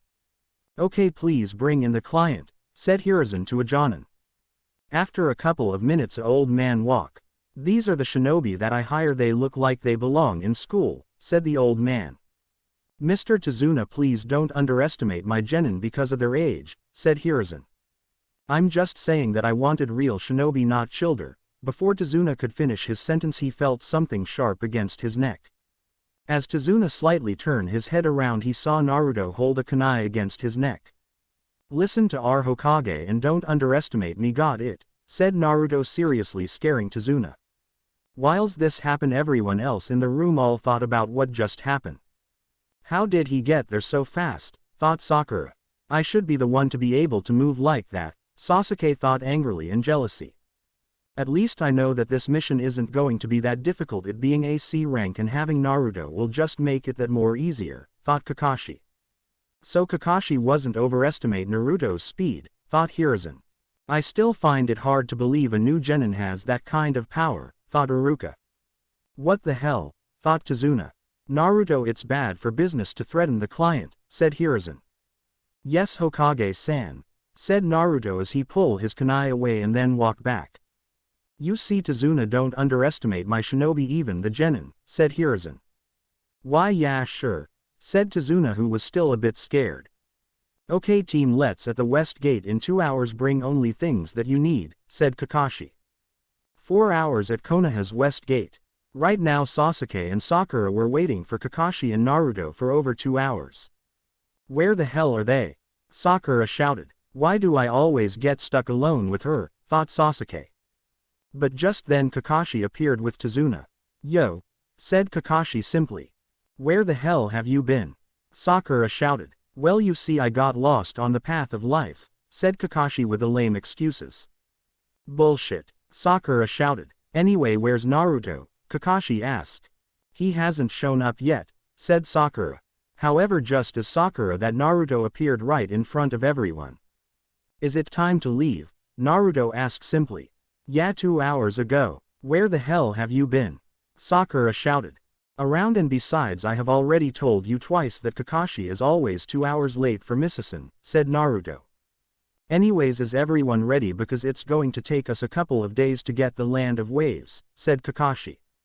Wait, Sakura shouted. Yes, what is it Sakura, said Kakashi. Naruto doesn't have anything with him for the Misasen, said Sakura. What's the point of carry it whiles I can just seal it into a scroll, said Naruto as he pull out a scroll. He knows how to seal things, sure the storage scrolls are easiest to learn, but still who taught him how to do that, thought Kakashi. Then seal both my and Sasuke-kun's bags in there as well, said Sakura. No, said Naruto simply. Why not? Sakura shouted. Because it isn't my fault that you don't know how to do seal things yourself, said Naruto. Kakashi-sensei make Naruto seal our things as well, said Sakura. I will not, because he has a point storage scroll are useful in our line of work, so you two really should learn how to do it yourselves as well, but until then you will have to carry your things the old-fashioned way, said Kakashi. After that all of Team 7 and Tazuna left the village and made their way to the land of waves. As they walked, Sakura desired that it was a perfect time to ask Tazuna a couple of questions about the land of waves. So Tazuna, I didn't you hire any shinobi from the land of waves, said Sakura. Sakura, not every nation has a shinobi village, said Kakashi. How come, Kakashi-sensei, said Sakura. Many nations can't afford the funding for a shinobi village as it is costly, said Kakashi. Oh, I see, said Sakura. However, in the land of iron instead of having shinobi they have samurais, said Kakashi. Samurais, said Sasuke. Masters of Kenjutsu and the ones from the land of iron, said Kakashi. Interesting, thought Sasuke. As they continue their way they saw a puddle in the middle of the road, which was strange because it hasn't rained for couple days, and as they pass it only Naruto and Kakashi knew the truth whilst Tazuna, Sasuke and Sakura didn't have a quote. Suddenly metal chains appeared wrap around Kakashi, and then two men appear with large clawed gauntlet which had one end of the chains around Kakashi attached to it. One had the gauntlet of his right hand whilst the other had it on his left hand. Both of them had shoulder-length wild dark brown hair and dark eyes. He wore a rebreather that covered the lower half of his face like Kakashi with his mask, a camouflage suit with bandages around his waists, dark-colored knee-length sandals and a ragged black cape, and around his forehead he had the Kurigakure headband, however one had a single horn on it whilst the other had two horns on his. Then both men pulled on the chains which tear Kakashi in pieces. Aarrrrrrr. Sakura screamed in horror. If he goes down that easy then he's was worthless to me after all and not worthy of the Sharingan, thought Sasuke. One down, four to go, said the one with only one horn. This is going to easy, brother, said the one with two horns. Then both men changed at Sasuke and Sakura, who were standing next to Tazuna and were going cut his with claws on their gauntlet which had poison on them. However, before they could, Naruto threw a kunai in the middle of the chains which stopped them in their tracks. Nice move, kid, said the one with only one horn. But is no way enough to stop us, said the one with two horns. Both men then press a hidden button within their gauntlets that disattach the chain, freeing them from Naruto's kunai. However, as one of them continued to for Tazuna and the other brother went at Naruto. You're dead, kid, said the one with two horns. No, I'm not, said Naruto as he used his superior speed and reflexes to jump above the man, and then with his sword Naruto pierced through the man's right shoulder. Aarrrrrrr. The man screamed in pain.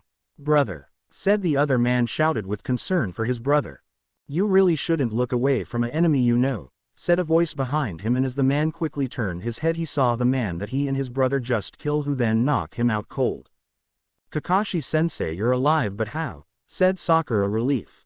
I used the replacement technique to allow them to think they kill me, said Kakashi. Isn't that a bit dangerous? Said Tazuna. I did it to see who they were aiming for, said Kakashi. Look at Tazuna seriously. What do you mean? Said Tazuna, getting nervously. They were after you, Tazuna. Care to explain yourself? Said Kakashi. Fine, you got me. These men were hired to kill me by Gato, said Tazuna. Wait, Gato for Gato Shipping Company? Why would he do that? Said Kakashi. Because he has taken over my whole village by force, said Tazuna. How did he, Tazuna-san? Said Sakura. My village only has one way of getting anything, that is those shipping, and Gato knew this, so he took out any competition, raised the price, and had hired an army of bandits and thugs so that if anybody tries anything against him they would kill them, said Tazuna. But why would he send men after you? Said Kakashi. Because I'm trying to build a bridge which will connect us to the mainland, said Tazuna. Which will end Gato's rule over your village, said Kakashi. Yes, exactly, that's why he wants me dead, because without me the bridge will never be finished, said Tazuna. Tazuna then went on his hands and feet in front of Team 7. I beg you please continue the mission, Tazuna begged. You pay for a C rank mission, meaning that we will fight off bandits and thugs. Yeah sure, but after these two it's obvious that Gato has higher shinobi which will make this a rank mission, but I think you knew that, said Kakashi. That was all money we could muster up, but if you complete the mission we will pay you in full, said Tazuna. I don't know, said Kakashi, because he wanted to help Tazuna, but it will mean putting his genin in danger. Kakashi-sensei, I believe we should continue on with the mission, said Naruto. Naruto, this is serious, we can just rush ahead, said Kakashi. That's not what I'm saying, we take our time and plan ahead, and also you are missing one important thing that we can achieve for the village if we success in this mission, said Naruto. And what's that? Said Kakashi. We can create a trade route for our land with the land of waves, said Naruto. Naruto then looked to Tazuna, who nodded his head agreeing with Naruto's idea. That's true, creating another trade route will be great for the village and the land of fire, thought Kakashi. What do you two think? Said Kakashi. I say we continue on, said Sasuke. This may be a good opportunity to test my strength, thought Sasuke. Yeah, we finish this mission, said Sakura. I can't let Sasuke-kun down, thought Sakura. Okay Tazuna, we will continue the mission, said Kakashi. Thank you so much, said Tazuna. As they continue their way to Tazuna's village, they had to stop and had to hire a rowboat to get there, and as they got closer they saw something huge within the mist. What's that? Sakura asked. Well, that people is, said Tazuna. As they got closer it revealed a massive unfinished bridge. My bridge, said Tazuna. It's huge, said Sakura. Well, yeah, it has to be, said Tazuna. Because of how many people will use it, said Naruto. Yes, exactly, said Tazuna. The rower then informed them that he couldn't take them all the way because Gato's men may spot them, and as they finally reach land Naruto sensed something in a brush, so he threw a kunai at it, but then a pure white rabbit ran out from the brush scared. Naruto, you massive idiot, you almost hurt that poor rabbit, Sakura shouted. No, there was something there, I know it, thought Naruto. Wait, that rabbit's fur, it's white, it doesn't belong in this land, thought Kakashi. Suddenly Kakashi sensed something headed straight for them. Everyone down now, Kakashi shouted. As they all ducked in time, a large blade flew past them and was embedded in a tree, and then a man appeared standing on it. The man was tall and noticeably muscular build with pale skin, he had black hair and brown eyes, he had bandages around the lower half of his face and his forehead protector was sideways, he was shirtless but had a belt going across his chest and wore baggy pants and mimetic wrist warmer extending up to his elbows with matching leg warmer. That sword, it's Kubikiribocha, or otherwise known as the Executioner Blade, one of the 7 swords of the mist, so it's you Zabuza Momochi, the demon of the mist, said Kakashi. I'm flattered that Kakashi Hatake the copycat ninja knows who I am, said Zabuza. So Gato has even higher you, said Kakashi. Yeah, so why don't you choose the easy way and just hand over the bridge builder, said Zabuza. I can't do that, Zabuza, said Kakashi. Well, in that case, said Zabuza. Zabuza then ripped his blade from the tree and jumped onto the lake and was standing on it. It's the hard way then, said Zabuza. Stay and guard Tazuna, I will handle Zabuza, said Kakashi. But how will you handle me if you can't see me, said Zabuza as he began doing a couple of hand signs. Hidden mist, just you, said Zabuza. Then a thick mist appeared which covered everything, making it impossible to see anything and making Zabuza disappear. He's going to do the silent killing technique, it is his village's specialty, thought Kakashi. Suddenly Zabuza appeared in the middle of Tazuna, Naruto, Sasuke and Sakura and was ready to cut them in half with his executioner blade. However, as he was about to chop Tazuna in half, he was stopped by Naruto, who blocked it with his sword.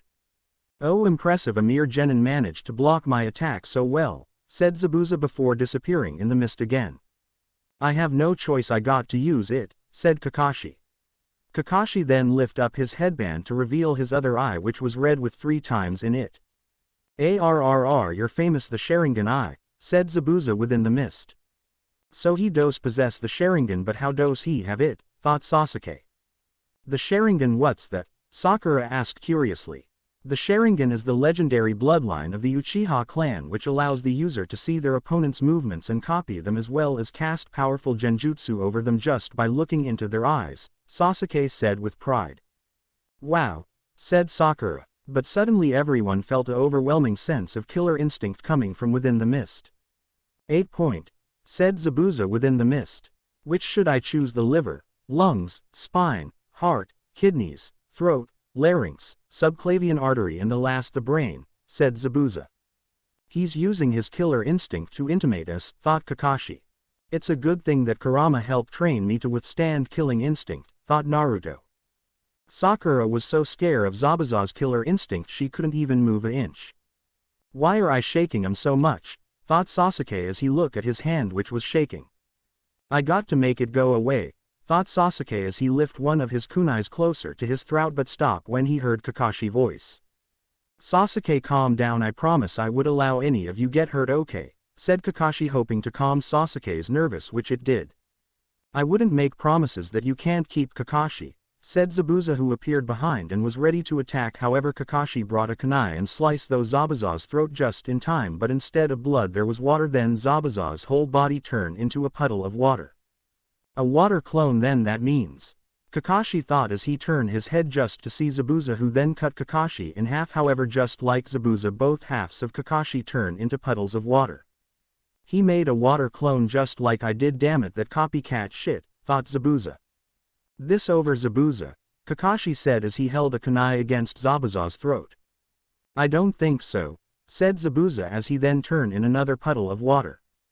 Another water clone, thought Kakashi. Zabuza then appeared behind Kakashi and kicked him in the back. However, Kakashi managed to turn around and block it, but the force from it sent him flying into the lake. As Kakashi tried to channel his chakra so he will be able to stand on the water, he felt something wrong with the water, like it was heavier, and that was when Kakashi realized why, but it was too late because Zabuza was standing over him. Water prison jutsu, said Zabuza as he held his left hand out and the water around Kakashi formed into a ball, trapping both Kakashi and Zabuza's left hand. Damn it, I fell right into his trap, thought Kakashi. Ha ha, I can't believe you fell for it, said Zabuza. Oh no, Kakashi-sensei, said Sakura, worry for her sensei. Just great, said Sasuke. This is bad, said Tazuna. However, unlike everyone else's reaction, Naruto's was different.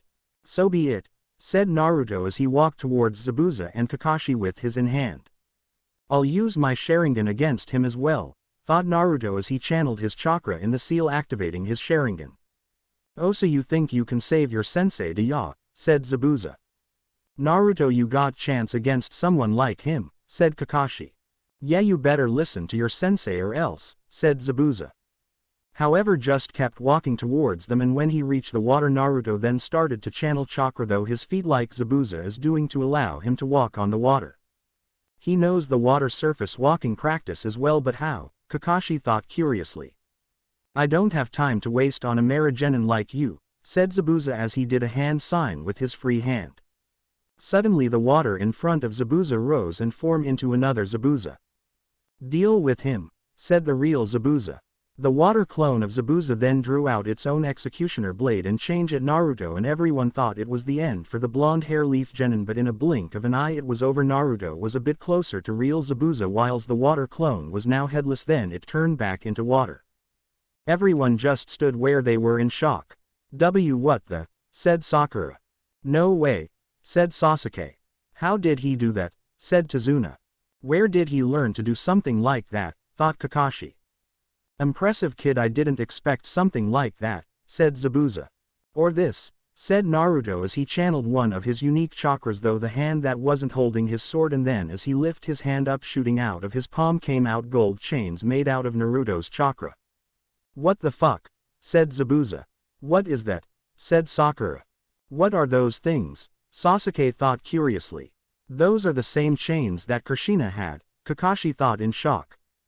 Naruto chains headed straight for Zabuza's left wrist, and as he saw them coming he knew that he didn't have a choice but to let go of his water prison over Kakashi. However, as he did, Naruto's chains did manage to cut Zabuza's left palm, and as Kakashi saw this he was shocked again. Wait, Kushina's chains could do physical harm, only suppress someone's chakra or be used in sealing, so how come? Thought Kakashi as he made his way back to the other. Kakashi-sensei, are you alright? Sakura shouted. No, using the Sharingan uses a lot of chakra, and with the water prison jutsu which weakens the person who is captured by it, I'm going to need a minute, said Kakashi. But will Naruto be able to hold out that long? Said Sakura. I hope so, said Kakashi. But after doing the bell test and that it seems he still hasn't shown everything he knows yet, there's no doubt about he will be okay, thought Kakashi. Damn it, what the hell are those things? Thought Zabuza. The chakra chain then retreated back into Naruto's hand. "Interesting trick you got there, kid," said Zabuza. Naruto didn't say anything, he just disappear in a burst of speed, but he then reappear straight in front of Zabuza and began to attack Zabuza with his sword. However, Zabuza did manage to block them with his executioner blade thanks to all of his experienced swordsmanship. He's actually pretty good with kenjutsu, Zabuza thought whilst actually being impressed. As Naruto and Zabuza battle in kenjutsu, shocking both Sasuke and Sakura.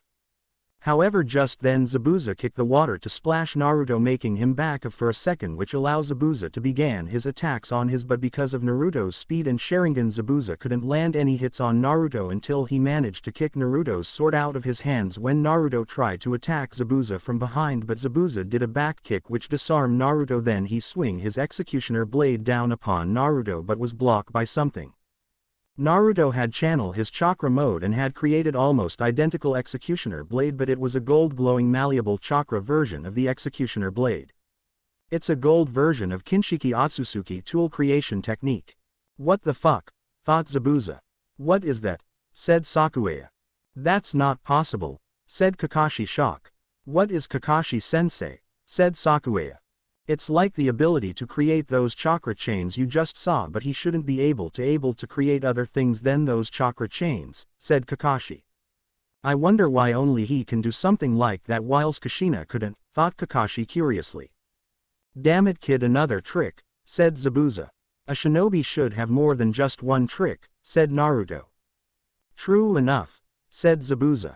Then Zabuza and Naruto both jump away from each other, and Zabuza saw that Naruto wasn't having any difficulty holding his version of the executioner blade at all, which was strange because for someone to be able to lift the executioner blade they need to be strong, and the reason why Naruto wasn't having difficulty was simple because the blade was made from his unique Uzumaki chakra, meaning every weapon he can make from it will weigh nothing to him, but to anybody else it will be like the real thing. But suddenly two kunais came flying at Zabuza, who managed to block them with ease. Then Kakashi appeared standing next to Naruto. Naruto, I'll handle this, so go back to the others, said Kakashi. No, Kakashi sensei, said Naruto. What, why? Said Kakashi. Because you haven't fully recovered yet and you might be recaptured, said Naruto. Fine, but Naruto, be careful, said Kakashi. Enough of this, said Zabuza, who had enough of waiting. Kakashi saw this with and began doing exactly the same hand signs as Zabuza thanks to his Sharingan. Water style. Water dragon jutsu, said Zabuza as a dragon made out of water rose from the lake behind him. Water style. Water dragon jutsu, said Kakashi as a dragon made out of water rose from the lake behind him. Then both water dragons change and clash against each other, causing a large splash of water. He was able to copy and perform my jutsu, thought Zabuza. Zabuza then saw Naruto doing a couple of hand signs which he recognized. Water style. Water tidal waves, said Naruto as he unleashed a large water tidal waves towards Zabuza. He already has their chakra natures, Kakashi thought, surprised. What the hell, is he really a genin? Thought Zabuza. As Naruto's water jutsu slammed into Zabuza, which then sent him into a tree, but Zabuza did manage to pick himself up, but just as he did, a couple Sanban came flying out of nowhere and hit his neck, dropping him. Then in a tree above Zabuza appeared a person wear a standard Kurigakure pinstripes outfit which stopped at his knees with an green haori with white trimming over it and around his waist a brown slash, as well as sandals with an Anbu black ops mask with the symbol of the Hidden Mist Village on it, which hid his face completely. Thank you for dealing with Zabuza for me, I have been tracking him for a while now, said the mask before he disappeared and then reappeared next to Zabuza. Kakashi sensei, who is that? Sakura asked curiously. That Sakura is a hunter nin, said Kakashi. A hunter nin, said Sakura. They specialist in tracking rouge ninjas from their village, said Kakashi. But for his voice sounds only a bit older than these three, thought Kakashi. I will be taking my leave, said the masked man before he disappeared. Okay, let's continue on out, Missy. Before Kakashi could finish, he passed out of the floor. Kakashi sensei, shouted two of his genin. In the Land of waves, and inside of a house that was close to the ocean, and within one of its rooms was Kakashi resting up after his fight against Zabuza. When Kakashi passed out, Tazuna offered to carry him so that the remaining members of Team 7 could protect him properly, and when they got to Tazuna's house and as they lay him down to rest, Naruto then informed everyone that Kakashi's condition wasn't any physical damage but instead it was chakra exhaustion, which he knew because of his sensing ability. As Tsunami, Tazuna's daughter, was walking up the stairs, she heard a noise from the room where they put Kakashi, and as she opened the door she saw that Kakashi was starting to wake up, so she quickly went downstairs to inform everyone, who then all went upstairs to see Kakashi. "Where am I?" said Kakashi as he rubbed his eyes. "Kakashi-sensei, you're finally awake," Sakura shouted. "What happened?" Kakashi asked. "Well, after your fight with Zabuza we took you straight to Tazuna's house to recover," said Sakura. "I see, so how long was I out?" said Kakashi. "Just a day," said Sasuke. "So are you all right now, Kakashi?" said Tazuna. "Yeah, it's a side effect of using the Sharingan," said Kakashi. "Side effect?" Sasuke asked, confused as he never heard of a side effect using the Sharingan like that.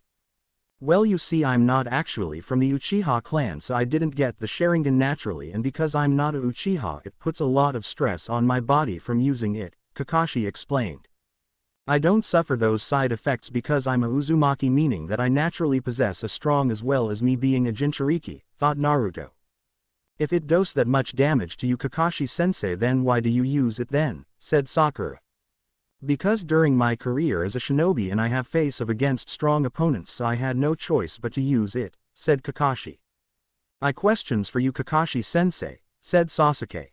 "What is it, Sasuke?" said Kakashi, while he already had a good idea of what it is. "How exactly did you get my clan's bloodline in the first place?" said Sasuke. "For my former teammate Obito Uchiha," said Kakashi.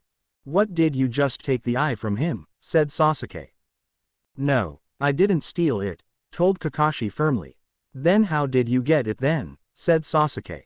"I wouldn't go into much detail about it, but during the Third Great Ninja War my teammates and I were sent on a mission to Kanab Bridge, and events happened there where I lost my original left eye and got this scar, but worse of all, Obito died saving but not before giving me this left eye of his," said Kakashi sadly. "I think we talk about something more recently," said Naruto. "Like what, Naruto?" said Kakashi. "At the fact that Zabuza is still alive and will be coming here to finish the job," said Naruto, shocking everyone. "Don't make up lies like that, Naruto," Sakura shouted loudly. "Sakura, Naruto isn't lying," said Kakashi. "What do you mean, Kakashi Sensie?" Sakura shouted. "I mean exactly what Naruto just said, Zabuza is still alive," said Kakashi. "How is that possible, Kakashi-sensei?"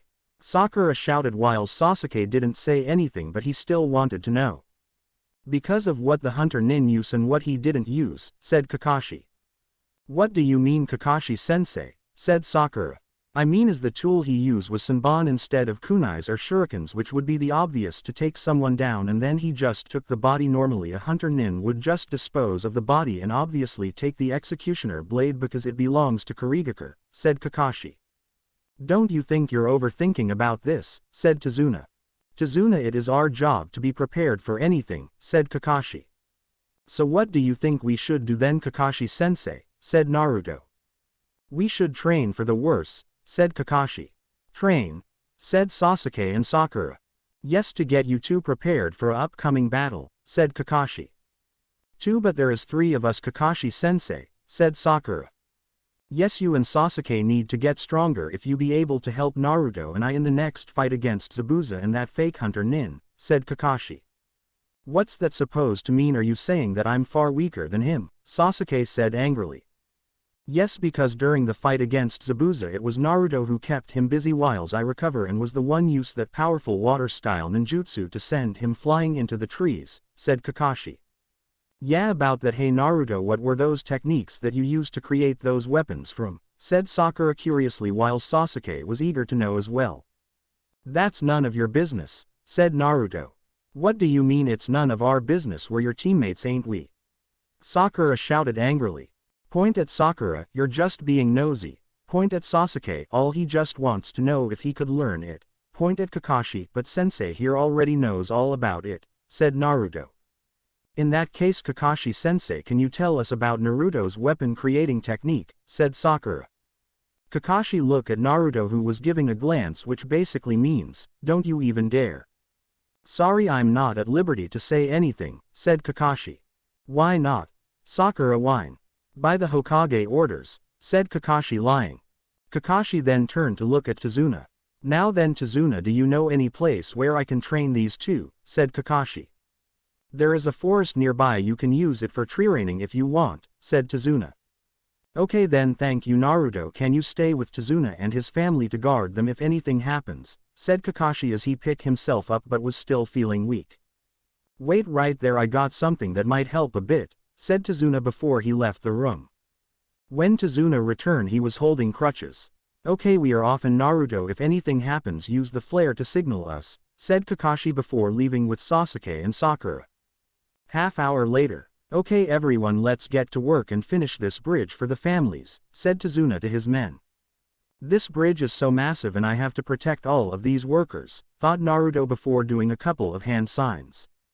Shadow clone jutsu, said Naruto, and in a proof of smoke 30 Narutos appeared, who then all scatter and hide around the bridge. Then they each place a seal on where they were. However, as for the real Naruto, he left the bridge and went into the forest.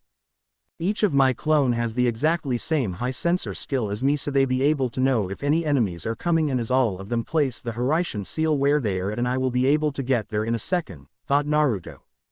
As Naruto continued to walk through the forest, he then desired to use his sensor ability to find any other shinobi in the area and to make sure that he doesn't run into Kakashi, Sasuke and Sakura, because Kakashi would get angrily at him for leaving Tazuna, and then he would most likely ask how we'll be able to get back to the bridge fast enough if something did happen there, which Naruto doesn't want to reveal that he knows the Flying Thunder God technique just yet. Kakashi and the others are a bit to the east, but I can't seem to find anybody else. Maybe Gato has barrier jutsu around his secret base perhaps, thought Naruto before he then bit one of his fingers which drew blood. Then he wiped it on his right palm, then he did a couple of hand signs and slammed his right hand down to the ground. Summoning just you, said Naruto as a seal appeared on the ground around his right hand, and in a proof of smoke a orange fox that had a headband similar to Naruto's, but instead of having the Konoha symbol it had the Uzumaki clan one. Hey Naruto, said the fox. Hi Shingo, I need your help, said Naruto. Sure, what do you need, said Shingo. I can't seem to find a certain base which I know will have people who be able to use chakra, should be weak but still I should be able to sense them, and I know there isn't anything wrong with my sensing because I can still sense my teammates, said Naruto. Any ideas what I should smell for, said Shingo. Try smelling something like alcohol or even drugs, said Naruto. Yeah, I smell a whole lot of it, said Shingo. Okay, lead the way Shingo, said Naruto. Sometime later at Gato's secret base. As Naruto followed Shingo deeper into the forest, they finally found what they were looking for, Gato's hidden headquarters. As Naruto looked at it he saw that it wasn't a tall building, but he guessed Gato had built it underground inside, and this part was just the entrance. But the thing that still caught his attention was that ever though he can see the base he still couldn't sense anyone from it. Minnows, let's do that just you before we go in, said Naruto. Right, said Minnows. Ninja art. Beast sense connection, said Naruto. Ninja art. Human sense connection, said Minnows. The technique allow the summoner and the summoned to connect their senses with each other. In other words, for a summon like a fox who are great at hiding, they could watch events without being detected, whilst the summoner will be able to watch it as well, and also allow the summoner to speak with the summoned though thought. Alright, let's go, said Naruto. Just before they entered Gato's base, Naruto placed a Hiraishin seal on a tree for a quick escape. Then they split up. Minnows then turned invisible and went down a one hallway, whilst Naruto went the other way and uses his chakra to walk on the walls. With Minnows inside of a room. As Minnows walk around he suddenly smell fruit coming from a room, and as he walked in and hid in the shadows just in case, he saw a man resting on a bed, whilst the boy that saved Zabuza's life and wasn't wearing a mask so anyone could see that he had brown eyes, and that he was sitting down next to Zabuza peeling apples, until he saw a small man who was wearing a business suit on and had sunglasses on with two other men that had swords strapped on them. Zabuza, I have heard from my men that Tazuna is still alive. Why is that? Said the small man. I underestimate the shinobi that Tazuna has. Hire Gato, said Zabuza. When I hire you I expected results, you being the demon of the mist, after all, said Gato. Don't worry about it, I got a plan, you see, said Zabuza. Oh, what is it? Said Gato. Simple really, we let them get close to finish the bridge, but then Haku and I come in and kill the Konoha ninjas and Tazuna, then we destroy the bridge, which will destroy any remaining hope that these people have left, said Zabuza. Yes, that would work perfectly, however there is one more thing, said Gato. What is it? Because of your failure I had to hire another shinobi to aid. Another shinobi, who is it? Zabuza asked curiously. He's from that new sound village and its leader of that village doesn't care what kind of job just as long as I pay them anyways. The person taught they sent was a kid who's in the bingo book like you, said Gato. A kid in the bingo book, who is it? Said Zabuza. They him, that the white demon from sound, it's kind of fitting for him to work with you, the demon of the mist, said Gato. I'll check up on the bingo book to see who exactly is he, thought Zabuza. And also Zabuza, Gato said as he then started to walk towards Zabuza. However Zabuza, if you do fail me again then neither you or your assistants will leave this land alive, said Gato as he reached out to grab Zabuza's face. But as he did, the boy that was sitting next to Zabuza quickly grabbed Gato's wrist and broke it. Air. Gato screamed in pain. Don't you lay a finger on Zabuza-san, said the boy. Gato's bodyguards both went and was about to grab their swords, but Gato used his other hand to tell not to, and then he went towards the door. Just make sure everything goes accordingly, planned Zabuza, or else, said Gato before he left the room. With Naruto. Gato's vault. As Naruto continued to go down in Gato's base, he finally came to Gato's vault, which where he kept everything that he has taken from the villagers and other things. However, it was guarded by 8 men and was locked, with the only way to get in was with a unique key that no doubt that Gato kept on him all times. So Naruto quickly perform a sound barrier seal, then he knock each guard as fast as possible. After he tie them up, Naruto then place his hand over keyhole and channel his chakra mold though it to find out what shape the key was, and once he found out he then create an identical copy of it and opened the vault. As he walk around in the vault he saw books, paintings, statues, bags of money, and then Naruto saw it in the middle of the room, a light green glowing crystal orb that had red seals on it. This is it, said Naruto as he looked at the orb. These seals on this orb are similar to the one at the compound and around my wrist, but there is couple of differences. This is probably the thing which prevented me from sensing anyone here before, but if that the case, why does Gato have it? Maybe a shinobi he hired inform him about it and he desired to use it. If anyone sends any assassins after him they wouldn't be able to find him, thought Naruto. However, just then Naruto quickly turned around and brought out his black-bladed katana to block a strike from the person who just tried to kill him. It was a guy who looked to be around the same age as Naruto. He had tousled white-blue hair, thin eyebrows, with golden eyes, and a pale complexion. He wears a dark blue sound forehead protector on his head. He wears a loose-fitting dark blue kimono shirt with billowing, overlong sleeves, black arm guards that cover his forearms, black pants, over which hangs a blue cloth that covers him from his stomach to his knees, which he secures with a white rope belt, and black calf-length shinobi sandals. Who the hell are you? Naruto asked as he held his ground against his attacker. Name's Mitsuki, and you? The now revealed Mitsuki asked curiously. This isn't the same Mitsuki who's team up with Boruto. This is actually Log, who is Mitsuki's older clone sibling, and if you're wondering why his name is Mitsuki instead of Log, look on Log's background on Narutopedia profile or wait and see. Naruto Uzumaki, said Naruto. Well, Naruto Uzumaki, you must have some skill to be able to not only break into Gato's hideout but also manage to break in this vault undetected, said Mitsuki. And you must have some skill to be able to find me, said Naruto. I got to get out of here before everyone else in this place finds out I'm here, thought Naruto.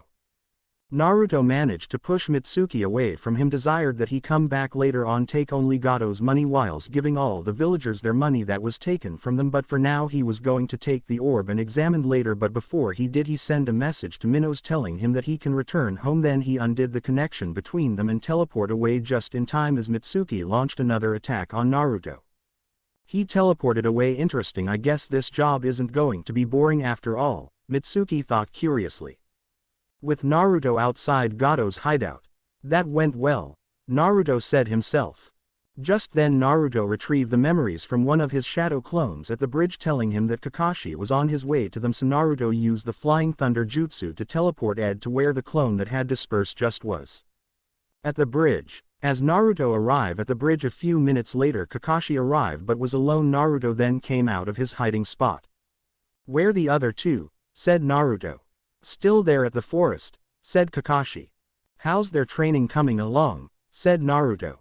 "Well, Sakura managed to understand the tree climbing practice and did it perfectly, while Sasuke is having a bit of trouble with it, so he's trying to get it, and I ordered Sakura to keep doing it to improve her chakra amount," said Kakashi. "So why did you come here then, Kakashi?" Tazuna. "Well, I came to see how things coming along," said Kakashi. "We haven't had any trouble whatsoever, which is kind of making me worrying," said Tazuna. "I don't think they would be coming here soon," said Naruto. "Why's that, Naruto?" Kakashi asked curiously. "I think they intend to destroy the bridge just before you finish it," said Naruto. "Why would they do that when they could just destroy it now?" said Tazuna. "Because I believe Gato wants to destroy any remaining hope you left," said Naruto. "How do you know that, Naruto?" said Kakashi. "It's the best way to stop all attempts of rebellion against him," said Naruto. "I see you're right, it would be better for him in that way, Naruto," said Kakashi. "However, I wouldn't be surprised if Gato hires another shinobi to work with Zabuza and his fake hunter Nin," said Naruto. "Yeah, you're right, Gato might do something like that," said Kakashi. Later that day at Tazuna's house, everyone was in Tazuno's living room except for Tsunami. She was in the kitchen making dinner for everyone while Tazuna was talking with Kakashi. Naruto was reading a book. Sasuke was resting from all of his training and was thinking of ways how's he going to hurt his older brother. Sakura daydreaming about her marrying Sasuke, and in the corner of the room was Tazuna's grandson Inari. "Why are you even trying?" said Inari. Everyone stopped what they were doing and turned their heads to look at Inari. "There's no point fighting against Gato, he always wins, he's just too strong. It would be better if you leave and save yourself before he kills you too," said Inari. Nobody is stronger than the Uchiha clan," said Sasuke. "Yeah, Sasuke-kun is right," said Sakura. "You don't know anything about pain, we live in fear whiles you live in peace," said Inari. "Then you really don't know anything about what Konoha is truly like," said Naruto as he got up and walked towards the door. "Naruto, where are you going?" said Sakura. "Fresh air," said Naruto.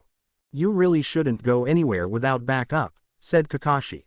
"I'll be fine," said Naruto before he left Tazuno's house. A few moments later, Indri went to his room. "I'm sorry for Indri, he hasn't been the same. His stepfather Kaiza was killed by Gato and his men," said Tazuna. "What do you mean?" said Kakashi. "A few years ago, before Gato arrived here at the Land of Waves, Inari fell into the ocean but was saved by Kaiza after Kaiza became a role model for Indri, and he had a saying, protecting the things you love with both arms. Kaiza married Tsunami, a father, but one day there was a flood that was going to destroy everything, and there was only way of stopping it by closing two large gates. However, nobody could reach them because it was on the other side of the overflowing river, but Kaiza just dived in and managed to close them," said Tazuna. "Wow, he sounds like a great man," said Sakura. "Yes, he was, until Gato and his men show up," said Tazuna. "What did they do?" said Kakashi. "First, Gato bought out or blackmail every single shipping company here, then he started to overprice every little thing until Kaiza tried to stop him, but Gato had his men beat Kaiza down, but then Gato had his men chop off his arms to mock Kaiza's saying, and after Gato brought Kaiza out in public to executioner him because Gato wanted to show everyone what happens to them if they ever go against him," said Tazuna. "That's terrible," Sakura said, upset. A few moments later, Sakura desired to ask her sensei a question. "Kakashi-sensei, what did Naruto mean that we don't anything about what Konoha is truly like?" said Sakura. "You may have noticed it back in the village how the villagers treated Naruto," said Kakashi. "What do you mean, Kakashi?" Tazuna. "It's not my place to say, but what I can tell you is that it is because of it Naruto isn't the most friendliest guy in the world," said Kakashi. Almost everyone was in Tazuno's living room except for Indri, who was in his bedroom, and Naruto, who hasn't come back last night. Kakashi wasn't worried about Naruto. He knew Naruto could handle himself easily against thugs and bandits, and if Naruto was fighting against a shinobi, Kakashi would have sensed it. "Tazuna, I think today Zabuza will be coming," said Kakashi. "Yeah, I think you're right," said Tazuna. "Sasuke-kun," Sakura shouted in worry for Sasuke. "But Kakashi-sensei, Naruto hasn't come back last night," said Sakura. Yeah, you're right, Sasuke. Could you find Naruto? Said Kakashi. Why me? Said Sasuke. I need stay here to guard Tazuna and you will be able to find him a lot quicker than Sakura would, said Kakashi.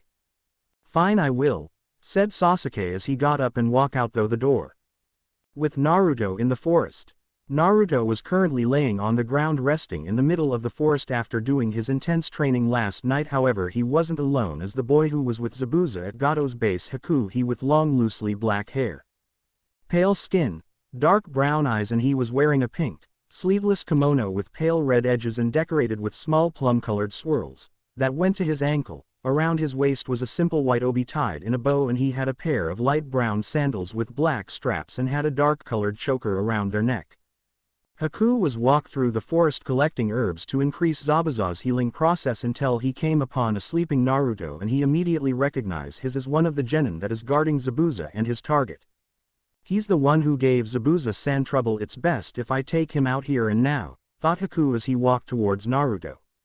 As Haku stood over the sleeping Naruto, he was thinking of which way he should kill him, which would be the less painful. You know, it's creepy to stare at someone whilst they were sleeping, you know, said Naruto, surprising Haku. Sorry, I thought that you might have been injured, said Haku. No, I'm not, but thank you for caring a little about me anyways. Who are you? Said Naruto. My name is Haku, and you? Said Haku. Naruto of the Uzumaki clan, said Naruto. If I may ask, if are you out here? Haku asked. Training, said Naruto. Training? Ain't you strong enough? Said Haku. No, I'm not, because this shinobi world you need strength to survive in here. Well, that's what I believe anyways, said Naruto. I see. Well, I believe that once you find someone that is precious you will become far stronger in order to protect them, said Haku. That's a nice way of thinking, said Naruto. Tell me, Naruto, do you have someone precious to you? Where you come from? Haku asked. In a way, but he's always with me, said Naruto. Aw, ain't that sweet? Kurama said whilst laughing within Naruto's head. Shut up, Kurama, Naruto thought, said whilst being a little embarrassed. I see, then it's good you have someone, said Haku. I'm guessing that you have someone then, said Naruto. Yes, I do, and I will do anything to help him to achieve his goal, said Haku. Well, that person is lucky to have you, said Naruto. Thank you. Anyways, I need to be going to take these herbs back, said Haku. As Haku started to walk away from Naruto, he took a couple steps before to say one last thing. You will become stronger, I'm sure of it, said Haku. Thanks, maybe next time I will show you how stronger I become when we meet on the bridge. Hunter Nin, said Naruto, shocking Haku. He knew that it was me since when, thought Haku. When did you realize it was me? Haku asked. The moment I saw you I could tell it was you because of your chakra signature, said Naruto. He can find an individual person by their own chakra signature, so he's a powerful sensory type as well. He's going to be trouble fighting against with Zabuza-san. Hidden missed just you, thought Haku. So why didn't you just surprise attack me then, said Haku. I could ask why didn't you attack me when you have the chance, said Naruto. Lied when in truth he woke up because he sensed Haku a bit before he reached him. In any case, I wasn't lied about, needed to leave, so see you on the bridge, said Haku as restarted to walk away. Just then Sasuke was walking towards Naruto and he walked past Haku and gave him a quick glance. She's cute, thought Sasuke, not knowing that Haku was actually a guy. Naruto, where have you been? Kakashi-sensei is wondering, said Sakura. Here training, said Naruto. Training in what exactly? Sasuke asked curiously. Stuff, said Naruto. How dare he not tell me I'm an elite Uchiha? I deserve to know if it's something that can help me get stronger, Sasuke thought angrily. Well, anyways, better not keep Kakashi-sensei waiting too long, said Naruto as he got up and headed back to Tazuna's. Oh, by the way, Sasuke, that person just then in pink was a guy, said Naruto, shocking Sasuke. At the bridge, once Naruto and Sasuke got back at Tazuna's house, Naruto went to bed unknown to him. Once he did, Kakashi, Sakura, Sasuke and Tazuna headed towards the bridge, but once they got there they saw something shocking. What happened here? Said Tazuna, shocked. No doubt by it's Zabuza, Kakashi, inform everyone. Sorry for keeping you waiting, Kakashi, however I see that those brats of yours are still trembling in fear. How pitiful. Zabuza's voice came somewhere within the mist. I'm trembling in excitement, said Sasuke bravely. Oh, you're different from last time, Zabuza said within the mist. Just then Zabuza, Haku and Mitsuki appeared. However, Zabuza was wearing a black sleeveless shirt and matching pants, complete with a waist guard, striped wrist and leg warmers, and the bandages around his face were loosely like a scarf, and Haku was wearing the same outfit that he wore when he saved Zabuza. Who's he? Sakura asked curiously, wondering who was the new enemy was. He's someone Gato hired to help us out against you lot, said Zabuza. I guess Naruto was right about Gato hiring another shinobi, thought Kakashi. Hi, my name is Mitsuki, Mitsuki said with a smile. Damn it, Sakura won't be able to fight him or that fake hunter Nin, and there's no way Sasuke can both of them. Excuse me, but where is Naruto Uzumaki? Mitsuki asked curiously. He isn't here, Kakashi answered whilst not revealing what Naruto was doing. Will he come here? Mitsuki asked curiously. Probably, Kakashi answered. Good, then I'll wait and won't fight any of you, Mitsuki said, surprising everyone. Thank goodness I won't have to worry about Sakura fighting that guy, thought Kakashi. Why do you want fight that doby so much whilst you can fight me, Uchiha elite, said Sasuke. Damn it, Sasuke, don't ruin this chance for us, thought Kakashi. You don't interest me at all, Uchiha, Mitsuki said, walking over to the side of the bridge to wait for Naruto to show up. How dare he? Sasuke thought angrily. Haku, you'll fight that black-hair kid, said Zabuza. Yes, Zabuza-san, said Haku. Sakura, you stay close to Tazuna and guard while Sasuke and I handle Zabuza and his partner, said Kakashi. Just then 4 Zabuzas appeared surrounding Kakashi, Sasuke, Sakura and Tazuna. However, as the clones were about to attack Sasuke using his kunai to cut of them up, all of them turning them back into puddles of water. I can see it, thought Sasuke. Oh, so you can see that they water clones. The genin has improved. It looks like you got yourself a rival, Haku, said Zabuza. So it would seems, said Haku. I have been looking forward to this fight, said Sasuke. I'll make that pale guy regret what he said, thought Sasuke. Then let's see how much you have improved then, Haku. You know what to do, said Zabuza. Yes, Zabuza-san, said Haku before he started to spin around so fast, making it almost impossible to see him at all. However, just as he was close to Sasuke and was about to cut him with his kunai, Sasuke managed to block it with own. You managed to block my attack. Not many people can do that because of my speed. Impressive, said Haku. You shouldn't expect anything less from an elite Uchiha like me, said Sasuke. However, I had key advance over you, said Haku. Oh yeah, like what? Sasuke asked, wanting to know what kind of key advices this guy has over him. First, we are surrounded by water, and second, you only have one arm left to defend yourself from my next attack, said Haku. So what? I will just counter it with ease, said Sasuke. I highly doubt you can counter something like this with ease, said Haku as he started to do hand signs with only just one hand. What, he can perform ninjutsu with just one hand? Sasuke thought in shock. He's able to perform ninjutsu with a single hand. Interesting, Mitsuki thought.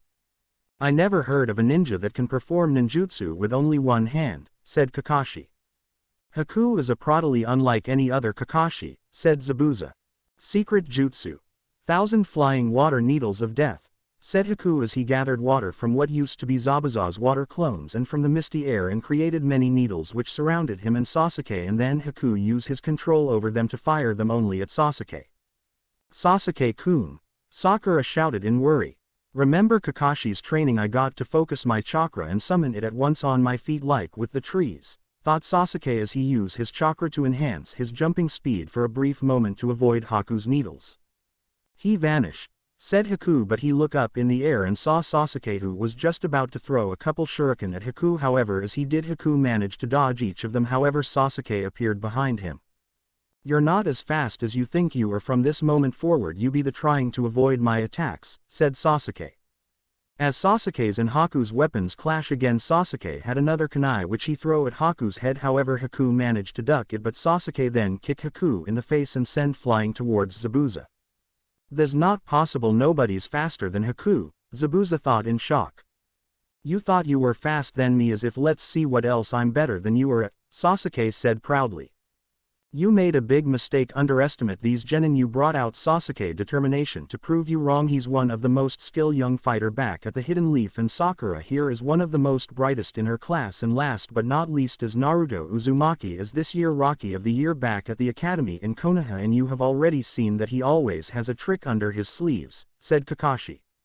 Ha ha Haku, if we keep going like this we will be the ones in trouble, so stop messing around and finish it already, said Zabuza. Right, said Haku as he started to release his chakra into the air. What is he planning? Thought Sasuke. I am sorry it has come to this, said Haku as he starting doing hand signs.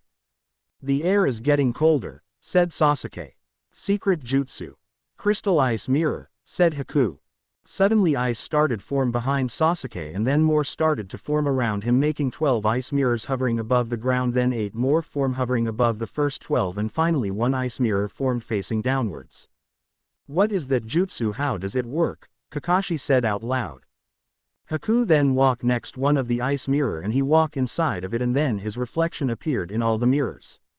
What kind of technique is this? Thought Sasuke. He possessed the ice style bloodline, thought Mitsuki. I got to help him, Kakashi thought as ran towards where Sasuke was, but stopped by Zabuza. If you enter this fight you fight me, your boy got no change against that Judas, he's finished, said Zabuza. Now then I will show you what speed is truly is, said Haku as he readly his senbons. Around the same time at Tezuna's house. When Naruto finally woke up he sensed that his team and Tezuna were at the bridge fighting against Zabuza and Haku, so he got chance and ran towards the bridge to help with the fight. However, a bit after he left, one of Tezuna's wooden wall was cut down into pieces and walk in was Gato's 2 samurai bodyguards. What do you want? Tsunami asked, afraid her and her son's life.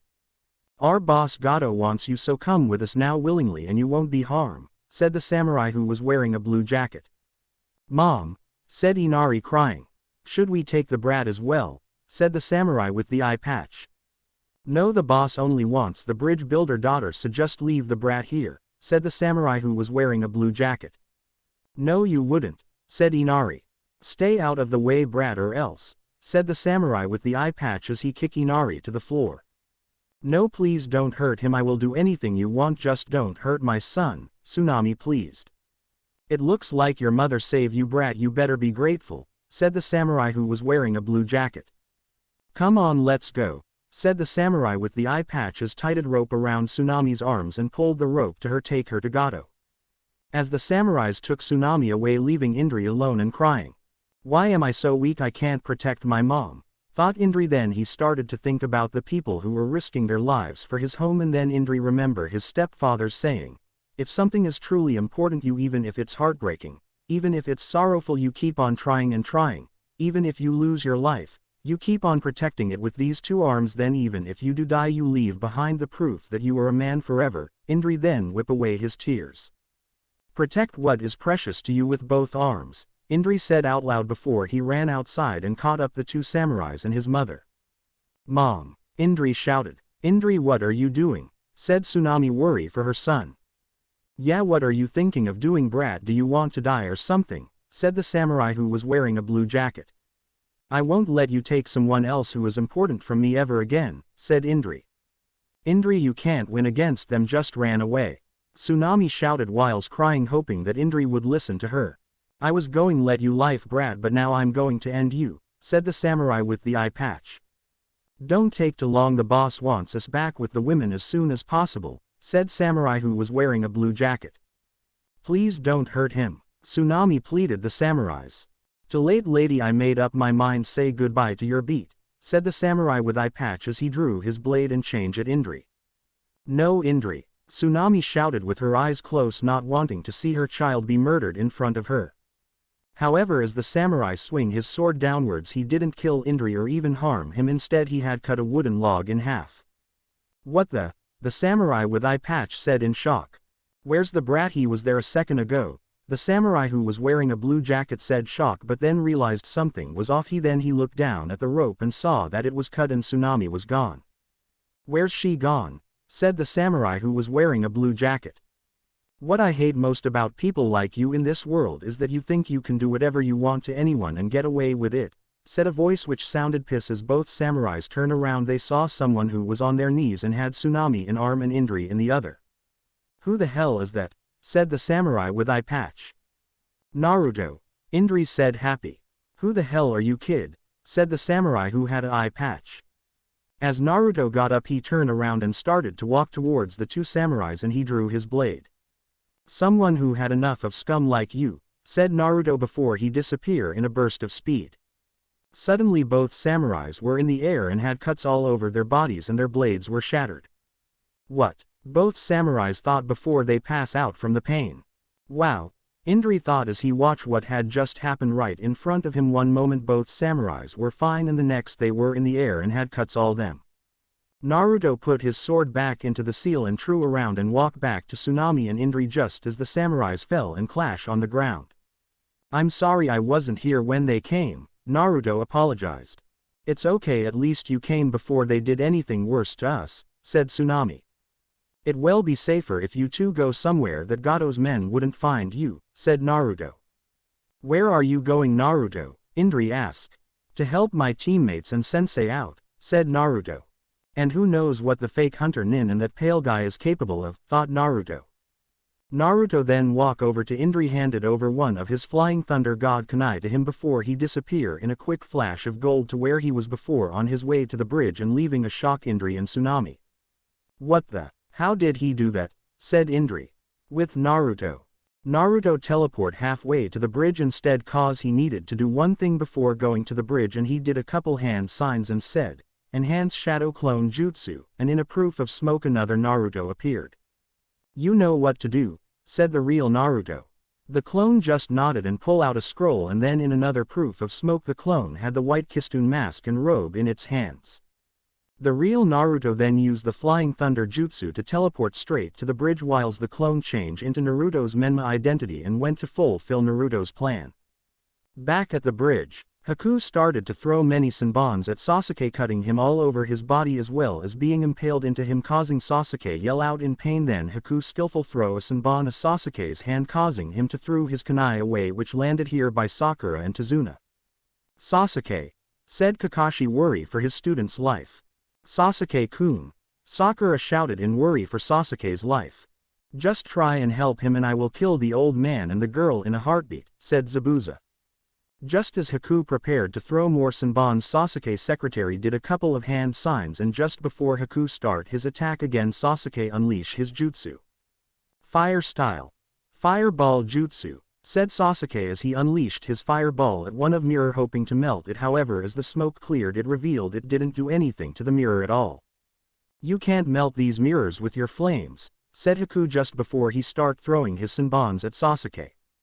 Ice style is far more powerful than normal fire style jutsus, thought Mitsuki as he continues to watch the fight between Sasuke and Haku. As Haku thrown his Senbons at Sasuke, something surprising happened. Sasuke managed to block each of them with his kunai. How did he manage to do that? Haku thought, but then he saw that Sasuke's eyes has changed from black into a blood red color with one tomos in each of them. I finally awakened my clan's legendary bloodline, the Sharingan, Sasuke said proudly. My first step towards achieving my revenge against him, thought Sasuke. The Sharingan, so he has just awakened it, thought Mitsuki. It doesn't matter if you have unlocked your clan's bloodline, you still wouldn't win this, said Haku before he began to throw his Senbons. This time was slightly different because now Sasuke was able to see where they were coming from, and so he was able to both dodge and block some of them. However, even though Sasuke was able to see the Senbons, his body wasn't fast enough to block or dodge all them. Damn it, this shouldn't be happening. I have the Sharingan now, he shouldn't stand a chance against me, thought Sasuke. Bloodlines doesn't make you stronger, they just give you advices over your opponent. Unless your opponent have the same bloodline as you, then it comes down to who has mastered it better than who, said Haku. Sasuke yell out in pain as Haku's Senbons cutting him all over his body. I'm sorry I can't stay with you, forgive, said Sakura. I understand, go now, said Tazuna. Sakura grabbed Sasuke's kunai and ran towards his and Haku's battle. Sakura, said Kakashi, worry for his other student. Sakura jumped into the air and threw Sasuke's kunai back to him. However, as kunai was close enough, Haku's attacks on Sasuke stopped because his upper body came out the mirror and caught the kunai. He caught it. Sakura said, panicking that he was going to kill Sasuke with his own because of her. Nice try, said Haku. But just then out of nowhere a shuriken came out and hit Haku's mask, and which caused Haku fall out the mirror. Where did that shuriken came from? Said Haku as he looked around. Who threw that? Sakura said out loud. Someone else is here, thought Zabuza. It's him, thought Mitsuki. As everyone was wondering where did the shuriken came from, two unique kunai were thrown at them, one at Sakura and the other Sasuke. However, as Kakashi looked at the one by Sakura, he recognized the type of kunai. That is the same type of kunai that Minato-sensei used for the flying thunder jutsu, Kakashi thought in shock. Suddenly, in a quick flash of gold, Naruto appeared standing over Sasuke, and when he grabbed Sasuke by his collar they both disappeared in another quick flash of gold and then reappeared next to Sakura. What the? Sasuke-kun, Sakura said before she quickly ran to Sasuke and held him. That was flying thunder jutsu, but the color of the flash is a bit different, but there is no doubt about it. But that's not possible. Nobody other than Minato-sensei knew how to perform it, so how does Naruto know? Kakashi thought in shock.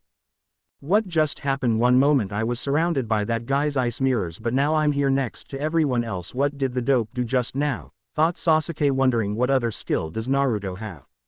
That jutsu of his, he can teleport anyway with those kunais, thought Mitsuki. Sorry I'm late, said Naruto as turned around to look at Zabuza and Haku. I was wondering where you were, brat, said Zabuza. Well, I'm here now, said Naruto.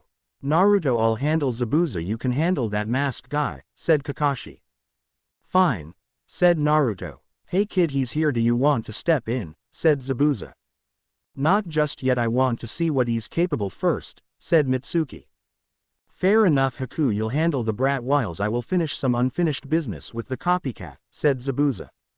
Yes Zabuza-san, said Haku. Haku then did a couple of hand signs and then his ice mirrors scatter around the bridge.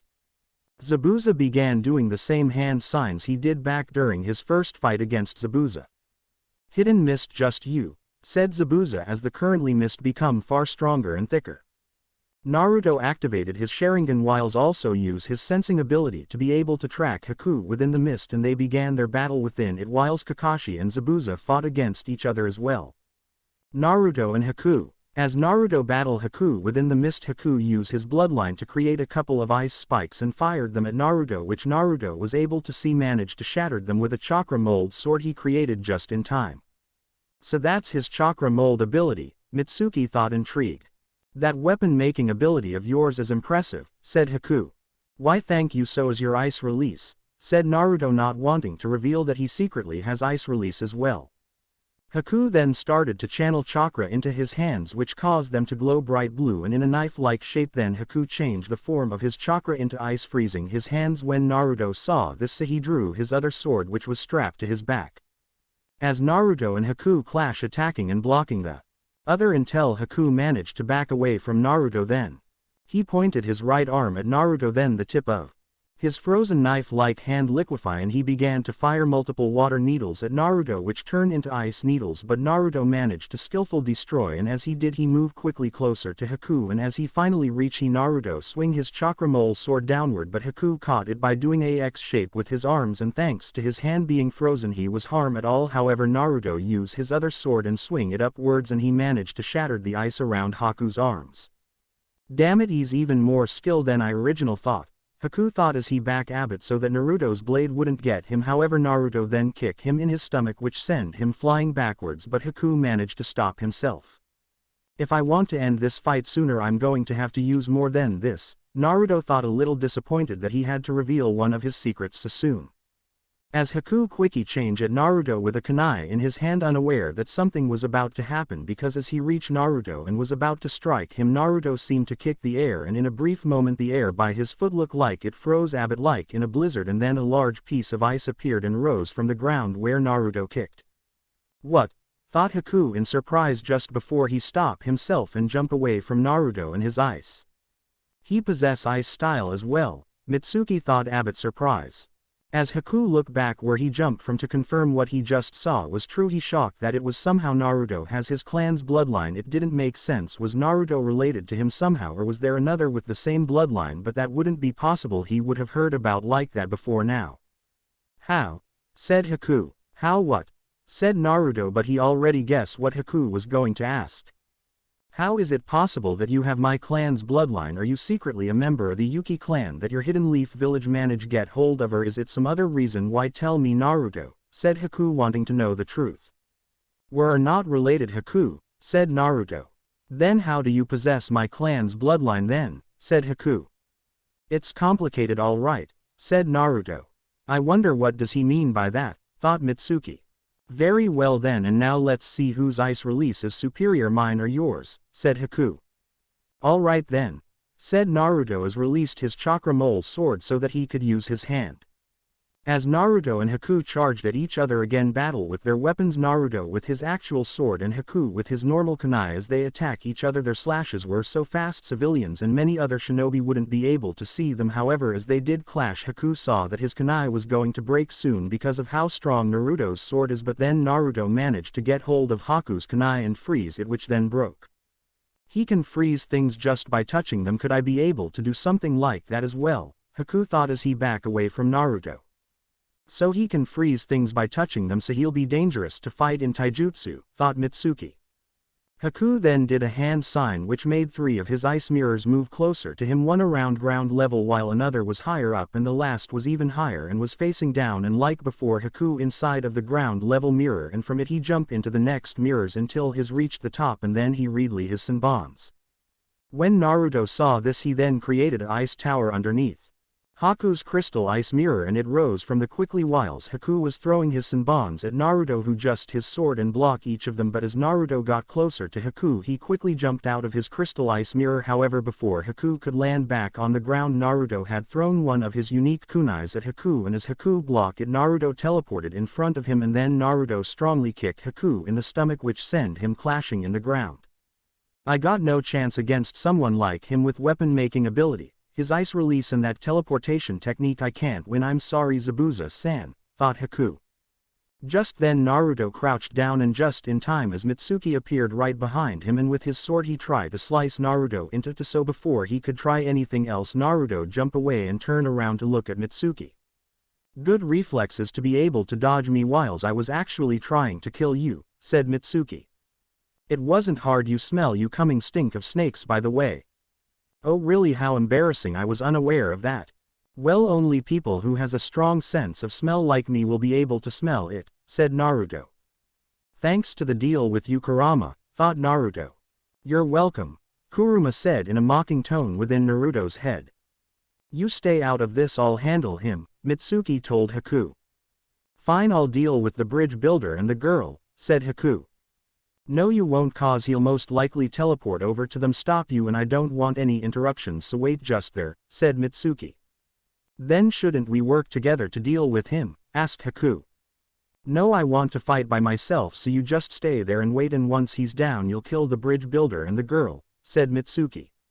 Fine, Haku agreed. Good, Mitsuki said. In a burst of speed, Mitsuki raced straight at Naruto, who was ready with his sword, and as Mitsuki reached him, both of their swords clash again like in the Gato's vault, and so Mitsuki continue attack on Naruto with multiple attacks at him at a speed only a skillful shinobi would be able to see, and Naruto was just that, but also possessing the Sharingan, he managed to block each and every one of them. He is good, Mitsuki thought, enjoying himself. With his free hand, Mitsuki lifted, and suddenly a bone spike came out of his hand and went at Naruto's head, who saw it and dodged it, and Mitsuki began to attack Naruto with both his sword and the bone spike whilst Naruto dodged and blocked it, but was being pushed back to the side of the bridge, and when Mitsuki tried to stab Naruto again with his bone spike, Naruto dodged it by jumping to his left and caused Mitsuki to stab the rail on the bridge instead, and he went straight through it like it was nothing. That's the dead bone pulse bloodline that belonged to the Kagaya clan. With it he's able to use his bones as weapons, and they are far stronger than steel, but I thought the Kagaya clan was extinct, thought Naruto. Mitsuki quickly spun to his left side and attacked Naruto with sword, but Naruto managed to block it, but the attack was strong enough to push Naruto away. He's strong, Naruto thought, surprised by how strong Mitsuki was. Mitsuki then quickly did a couple hand signs and said, "Fire style. Fireball jutsu," unleashing a large fireball at Naruto, who also did a couple hand signs and said, "Water style. Water wall jutsu." creating a wall of water to protect him from Mitsuki's fireball, which then hit the wall of water, destroying both of them and creating a large amount of stream covering the area around the bridge. However, this didn't stop either Naruto and Mitsuki from continuing their fight within it, fighting one another with their blades. During the battle, as Mitsuki continued to attack Naruto with both his sword and the bone spike, Naruto quickly created an almost identical copy of his own sword with chakra mold ability to help himself out, and Naruto then kick Mitsuki out of the mists and quickly follow suit. But when Mitsuki landed on half feet and he began doing hand signs again and said, "Poison style, poison cloud jutsu," unleashing a cloud of poison at Naruto, who was surprised at the fact that Mitsuki possessed more than one bloodline, and poison cloud covered Naruto. Mitsuki thought that he won, but to his surprise Naruto came out of the cloud of poison and was affected by the poison thanks to his body renewal bloodline, giving him immune to all forms of poison. And as Naruto tried to attack Mitsuki, but instead he jumped in the air to avoid it, and then he did a couple hand signs.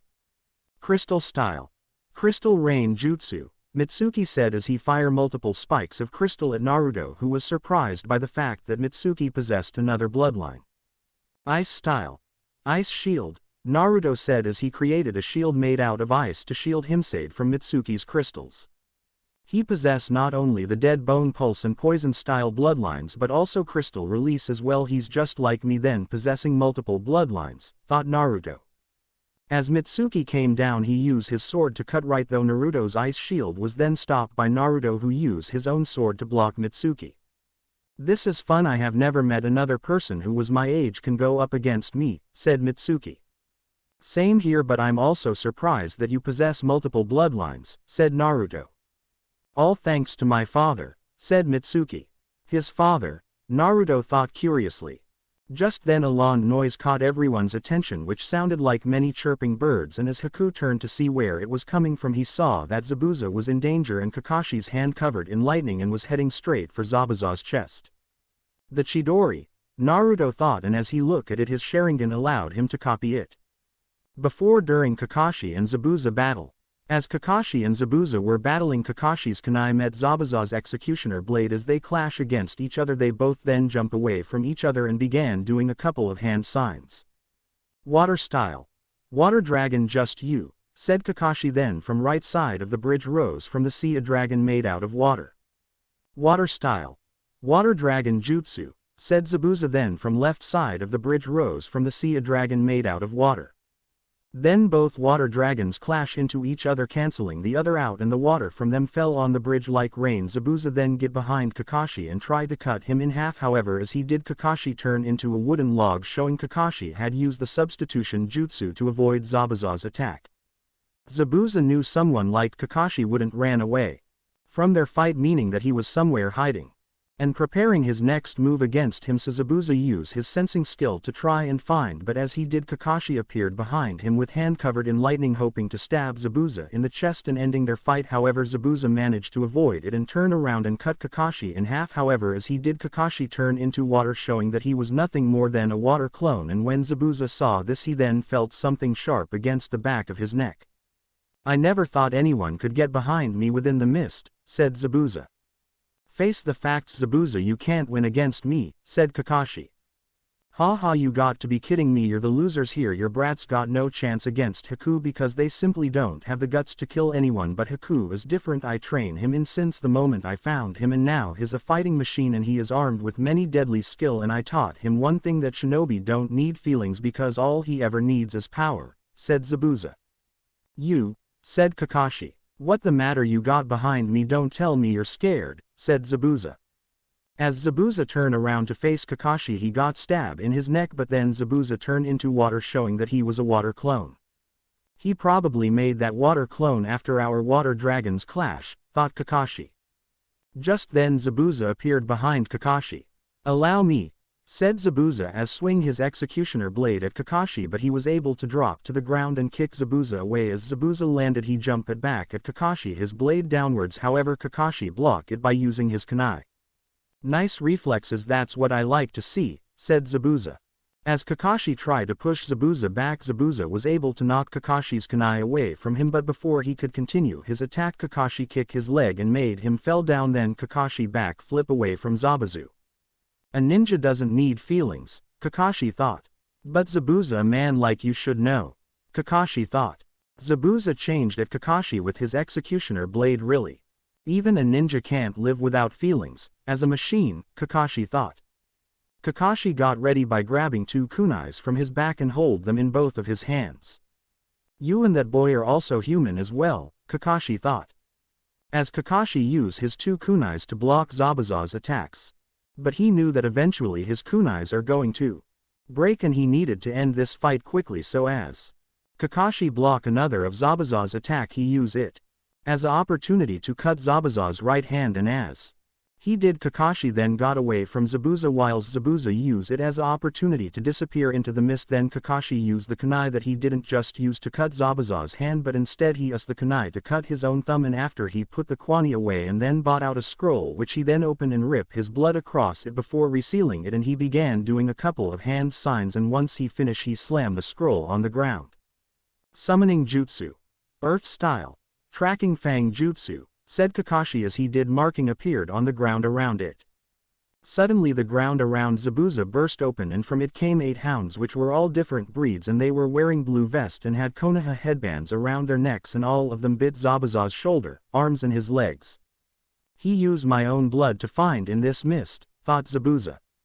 This fight of ours is over, Zabuza, said Kakashi as he started to channel a large amount of chakra into his left hand, which became visible to everyone to see. Then Kakashi changed it, making it into lightning which sounded like many chipping birds. What is that jutsu? Zabuza thought curiously whilst also being a bit worried. It's over, Zabuza. Chidori, said Kakashi before he charged at Zabuza's chest. But just before Kakashi was about to finish Zabuza forgo, one of Haku's crystal ice mirrors went in between Kakashi and Zabuza, taking Kakashi's attack, which managed to get halfway inside of it, which stopped Kakashi's attack, but it also damaged his hand. Suddenly everyone heard clapping from one side of the bridge. As they turned around to see who it was, they saw Gato standing there with many of his trugs.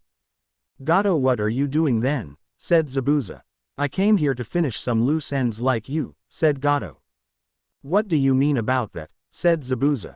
I have decided that you and your partner are no longer any use to my plans anymore, so I am getting rid of you the fun away, said Gato. Gato then turned around to look at his men. Finish them all off and destroy once and for good, and you all will be pay exeter, Gato announced, which then got cheers. Many of Gato's thugs who had crossbows all lined up and they aimed at Kakashi and Zabuza, but as they fired them, instead of hitting their target, they ice wall which was formed just in time.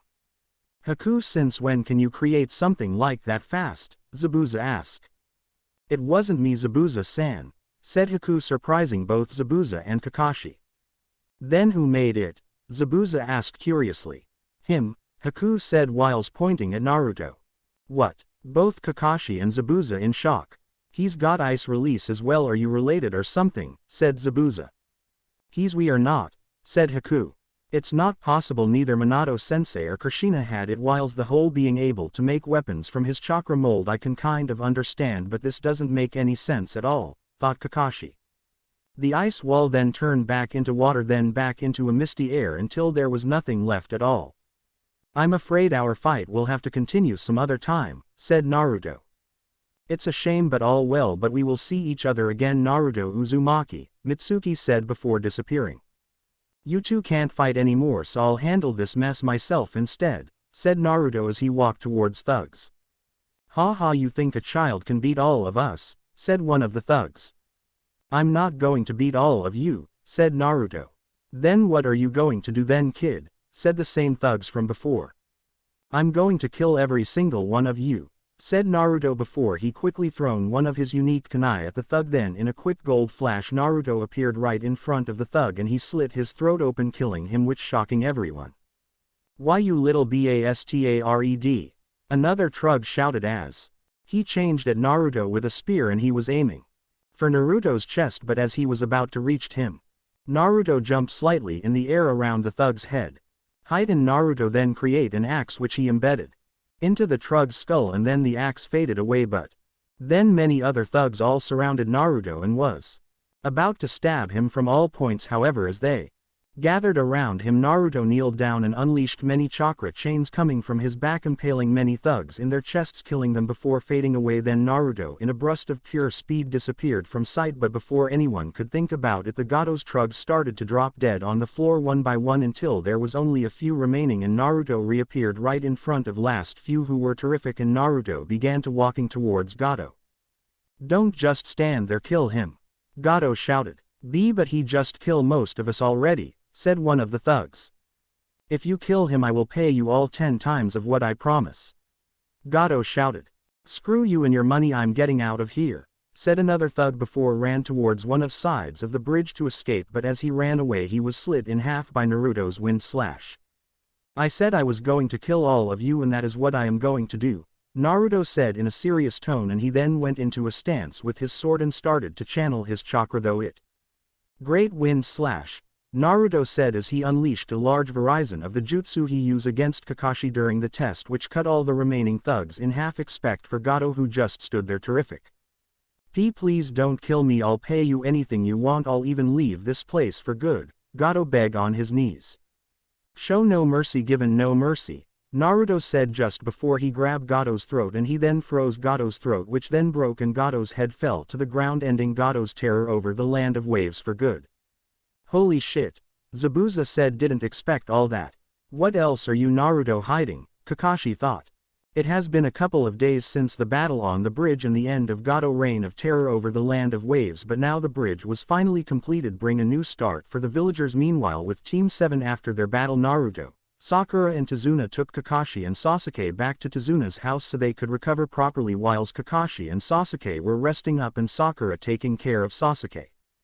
Naruto saw it as a perfect opportunity to go back to Gato's headquarters, and so he flashed to Gato's headquarters and made his way to Gato's vault, and Naruto then went ahead and sealed up all of Gato's own money to keep for himself for future plans, and he already had the orb that had the seals on it thanks to the shadow clone that he sent to Gato's hideout to retrieve it whilst he went to the bridge. And as for all the money that Gato stolen from the villagers, and he planned to bring it back to Tazuna, who will return it, but as Naruto was about to leave the base he sensed that both Zabuza and Haku was there as well, most likely allowing Zabuza to heal up properly as well, but he couldn't sense Mitsuki, meaning that he had already left, so Naruto decided to leave Zabuza and Haku be. However, over the past couple after Kakashi finally recovered from his wounds, he then began trying to get Naruto to answer on how does he knows one of his sensei's two most famous technique, the Flying Thunder Jutsu, or how does he have the Yuki clan's ice release bloodline. But sadly for Kakashi, Naruto wouldn't give him any kind of answer, so Kakashi decided that he would wait until they returned to the village where the third Hokage would get Naruto to answer. However, that didn't stop either Sasuke or Sakura from trying to get them from Naruto, because Sasuke wanted to know all of Naruto's secrets in hopes that with them he would find a way to beat Naruto and then his older brother. And as for Sakura, she wanted them because after seeing that her Sasuke-kun wanted them, she thought that if she got them she could give them to Sasuke and he would be pleased with her. The day that Kakashi decided that they should be heading back to Konoha, Zabuza and Haku came to them and told them that they were planning to go back to the land of water to rejoin Kurigakure. So not long after they bid their farewells, it was for Team 7 to be leaving as well, but not before Tazuna announced the name he has chosen for their new bridge, which was after the person who protected his family and was the one who ended Gato, the Naruto bridge. However, unknown to anyone is what Naruto's clone at Gato's hideout before he show up at the bridge.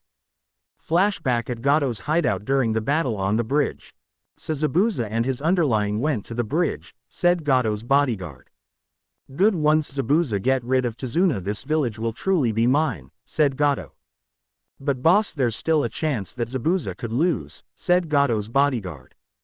You do have a point. In that case, why don't you gather the others and we'll go to the bridge. If Zabuza and his underlying had managed to finish things off, then we'll get rid of them as well, and if they did lost, then we'll just get rid of them. No doubt they will be too tried to defend themselves from us," said Gato. As Gato and his bodyguards entered Gato's office, they saw one stranger sitting on Gato's chair and two others were at his side. The stranger that was sitting down was a boy, wore a white kitsune mask, a dark blue-gray robe with gray lining and a fur collar, and a tattered gray-blue cape emblazoned with his personal emblem, a mandala comprised of 9 reddish-brown circles of varying sizes atop a larger green-gray circle underneath. He wore a black turtleneck sleeveless shirt, Fingerless opera-length black gloves wrapped in studded red-brown leather straps, baggy black pants, and red-brown sandals. This person was Naruto's enhanced shadow clone using his Menma identity. "Who the fuck are you and how dare you sit on my chair?" Gato shouted angrily. "Your chair," Naruto said amused. "You two bring me that brat's head," Gato ordered. Gato's two bodyguards both changed straight at three strangers, not knowing who they really were dealing with, cause as they got closer to Naruto he used his Sharingan to put them in a genjutsu.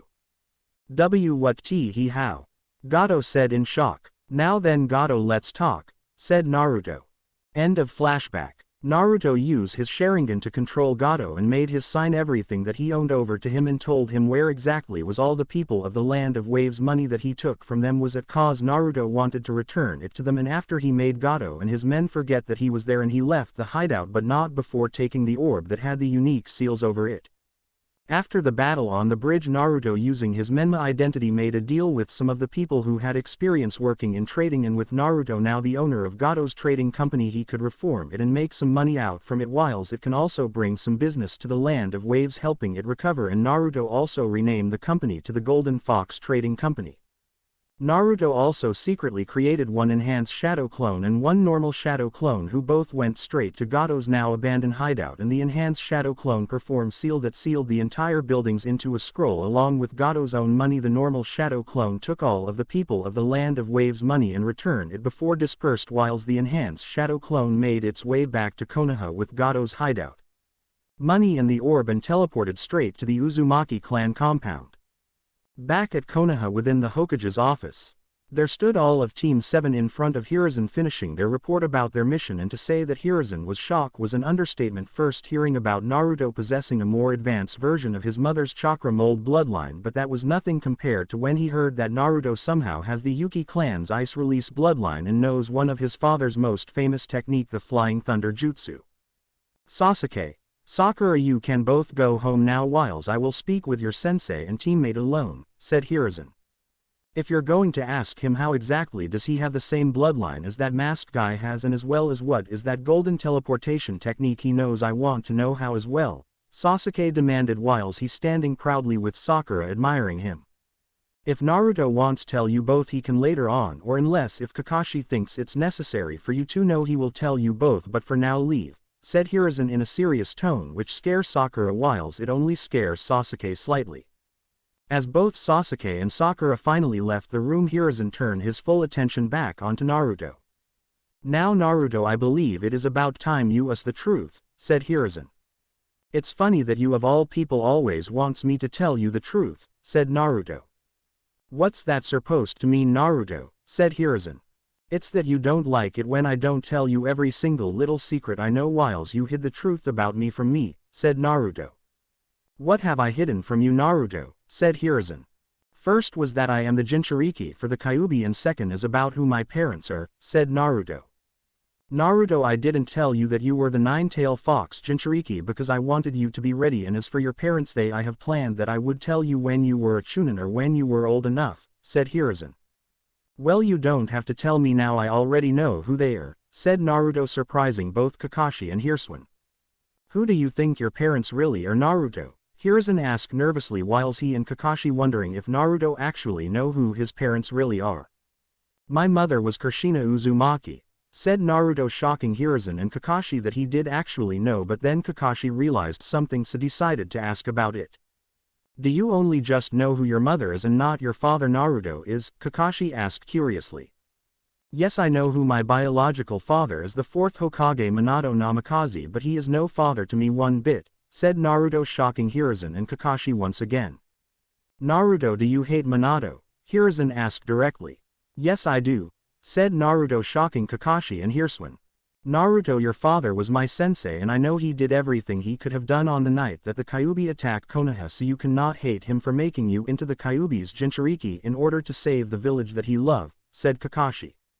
"He chose to sacrifice me, his only child, to save the same people who would later on treat me like garbage and even beat me into the ground," said Naruto.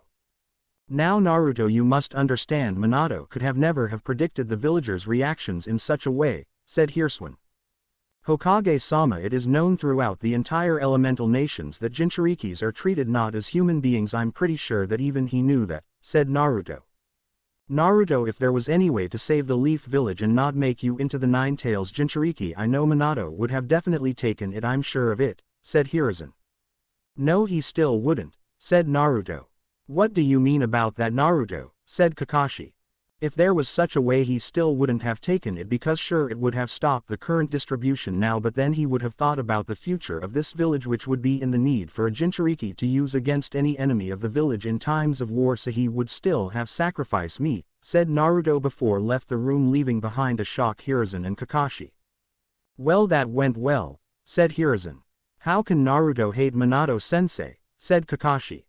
He most likely blames Minato for everything he has been though, said Hiruzen. I have to try and make him see reason, Hokage-sama, said Kakashi.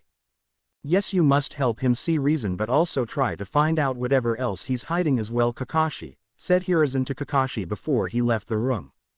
For the good of the village, I must think of other ways to ensure Naruto's loyalty to the village, thought Hiruzen. A few days later, at Konoha's North Gate, Team 7 had just returned to the village after retrieving a special herb that grows not too far from Konoha for a misacin. Alright, now all we had left to do is take the herbs back to the Hokage's mansion, Kakashi said to his team. However, just before they start walking towards the Hokage's mansion, they saw a group of 4 Anbu Black Ops were walking up the road into Konoha. In the middle of them was a woman who had her hands tied behind her back. The woman was a fair-skinned, slender young woman with brown eyes and straight, dull green hair. When in disguise as a street performer, she wore a red, sleeveless top with fur surrounding the top of her chest and below her shoulders. She also wears a green and blue skirt over a striped blue, orange and yellow skirt, a pink sash around her waist and black sandals. Her hair fell down to her waist with one bang that covered her left eye, and she wore an orange hat with red horizontal stripes. Her makeup consisted of red lipstick and red eyeshadow, and she had a beauty spot below her right eye. She also wore earrings made up of 3 purple pearls and a purple band around her neck. She wrapped yellow bandages around her hands and arms that reached just below her elbows. That woman, she's beautiful, said Sakura, admiring the women's looks. And a criminal by the looks of things, said Sasuke. She's a spy from another village. She disguised herself as a street performer and came here trying to gain intel about the land of fire and on our village, but we managed to caught her before she got here, said the one of the gatekeepers. What's going to happen to her, Kakashi-sensei? Sakura asked. Most likely she will interrogated so we can learn what she has learned about the land of fire and then anything what she knows about her own village, said Kakashi.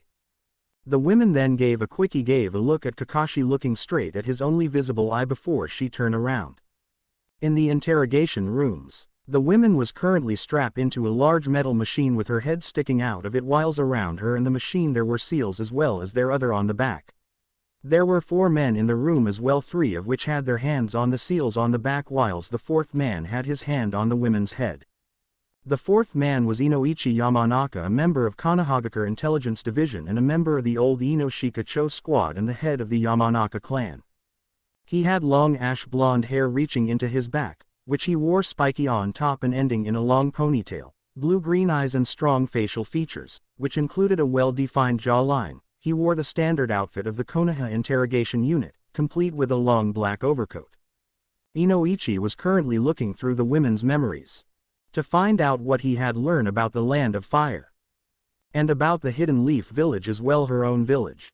But what Inoichi discovered was that first, she haven't find anything important about the land of fire itself, and their Anbu caught her before she could find anything out about Konoha. But what Inoichi found next was shocking. When he tried to find anything out on her own village, he couldn't find a single thing except for which village she comes from, the Lock Village in the Land of Keys, as well as her name Hanera. However, as Inoichi was about to give up, he did found one other memory, which was at a hill with a tree, and there was boy as well, and as Inoichi got a good look on the boy, he immediately recognized who it was, a young Kakashi Hatake. The next day at the interrogation rooms, Kakashi was standing looking straight at the woman he only just saw yesterday, and now she had cuts and bruises all over her body after being interrupted. Kakashi had been called in on that morning by Inoichi because of what he had found out. She has memories of me when I was younger, said Kakashi. Yeah, they were the only few things I could find in her mind that in her name Hanera it's most likely that she had purged them from her subconscious, said Inoichi. She purged them, said Kakashi. It's not unheard of for spies doing that, so anyways do you recognize her at all, Kakashi, said Inoichi. No, I don't recognize her, sorry, said Kakashi. It's a shame, however when I was searching though her mind I felt something, I don't know what, but I can tell that she's hiding something, so I want your help finding out what it is, said Inoichi. But I'm not a member of the Intel Division, said Kakashi. No, but you're our best bet of getting the bottom of this, and because you have the Sharingan you might be able to find out something more than even I can, said Inoichi. At Konoha's market, after his meeting with Inoichi, Kakashi was then ordered to spend the day with Hanera to see if he could find anything out, so right now Kakashi was currently walking through Konoha's busy market street with Hanera following closely behind him, but she wasn't wearing the same outfit as before. Instead she had two bangs frame both sides of her face and wore a pale yellow kimono top that fell short above her waist and a red top underneath, light purple skirt and black shinobi boots. You must be some kind of a fool, you're showing me around the very same village that I came here to spy on, Hanera asked curiously of what was Kakashi thinking. You won't see anything different here than from any other village, and besides I thought it would be nice to get you out of that small dark room you were kept in since you got here, Kakashi said with no care in the world because there wasn't anything important see in the market streets except for maybe special deals that were on. However, as they walked past Ichiraku ramen stand where Naruto was currently having and enjoying his lunch after finishing his afternoon training, but suddenly came to a stop because he had sensed that Kakashi was near, and Naruto original thought that Kakashi may try to continually convince him not to hate Minato from what he had done. However, to Naruto's surprise, as he looked to see where Kakashi was coming from, he also saw the women that his team saw yesterday walking next Kakashi. Also currently Sakura was shopping at the Yamanaka clan's flower shop, and she was picking out some flowers but stopped when Ino, who was working there, went and told her that she just saw Kakashi through the window walking down the street with a beautiful woman walking besides him, so Sakura immediately went to investigate about it whilst Ino called out and told Sakura to tell her everything that she learns. As Kakashi and Hanera continued to walk down the street, they were spotted again by Sasuke, who was there because he needed to buy some new supplies to be preparing for upcoming mission that Team 7 might be called upon. To his surprise, when he saw Kakashi walk with the same women that was brought in by a group of Anbu yesterday, so Sasuke decided to see what was going on, so he ran into a ally and hid behind a box, and he then sly on Kakashi and Hanera. It's that woman from yesterday, why is she walk next to Kakashi-sensei? Sasuke said to himself, but just then he felt someone leaning over him, and as Sasuke turned his head he that it was Sakura, and she had a bouquet of flowers. Maybe they are on a date, said Sakura happily. Perhaps, said Sasuke, but just then Sasuke spotted across the street on a rooftop Naruto watching Kakashi and Hanera just like him and Sakura are doing. Sometime later, as Kakashi and Hanera continued their walk, they made their way up a large hill which gave them a good look over Konoha's market street, and behind them was, and within it was, Sasuke and Sakura hiding, and below them was Naruto watching Kakashi and Hanera. Kakashi was standing underneath the tree whilst Hanera was standing a bit further away from him. You don't have to keep your distance from me, I promise that I won't try to get any information from you. I was just asked to speed the day with you, but once the day is done, so is my assignment, said Kakashi. What will become of me afterwards? Hanera asked. I don't know, Kakashi simply said whilst look up at the clouds. That cloud, it looks like Sakura, and the next to it looks like Sasuke, said Kakashi, which made both Sasuke and Sakura panic within the tree. When I look up at the clouds I see my mother and father, who gave life to me, but ALOW I neither knew them. However, when things were hard and I was sad, I would look up at the clouds and I would stare at them and let my imagination run wild, and I would think about the village where I was born and imagine what would my parents would be like. Those daydreams helped me to get through my loneliness and the pain from not knowing where my true home and where my true family was. It was my only way alive as a spy, said Hanera. They both seem to be perfect for each other, don't they? Said Sakura. Ridiculous, said Sasuke. I wasn't allowed to have a home and I had to live outside of the village, so I couldn't get any information about it if I was captured. All this time I have risked my life on missions for a homeland I have never even seen before. That's why having a home where people who would accept me is so important, said Hanera. Why are you telling me all of this now when you have been silent all day? Kakashi asked. Because there is something you have taught me, said Hanera. Said Kakashi as he drew his head towards Hanera. I knew it was you the moment I saw you as I came to your village, the boy from my past, said Hanera. Years ago when I was just a child I had decided that I would meet my parents, and so I sent out for my village. But I got lost. I was feeling helpless when we meet. You told me that whenever I was feeling sad I should look up at the clouds, that when the clouds change shape I could change them into whatever I wanted. You promised me that as long as I have hope the clouds would give me the comfort that I needed, and from then on I searched the clouds for your likeness. That's why I recognize you right away, even though time has changed you, because you always been in my heart. You gave me hope when things were the darkness, said Hanera. Wow, those are perfect together, Sakura whispered to Sasuke. However, just then the branch that were on finally broke, which caused Sasuke and Sakura to fall down and push Kakashi towards Hanera.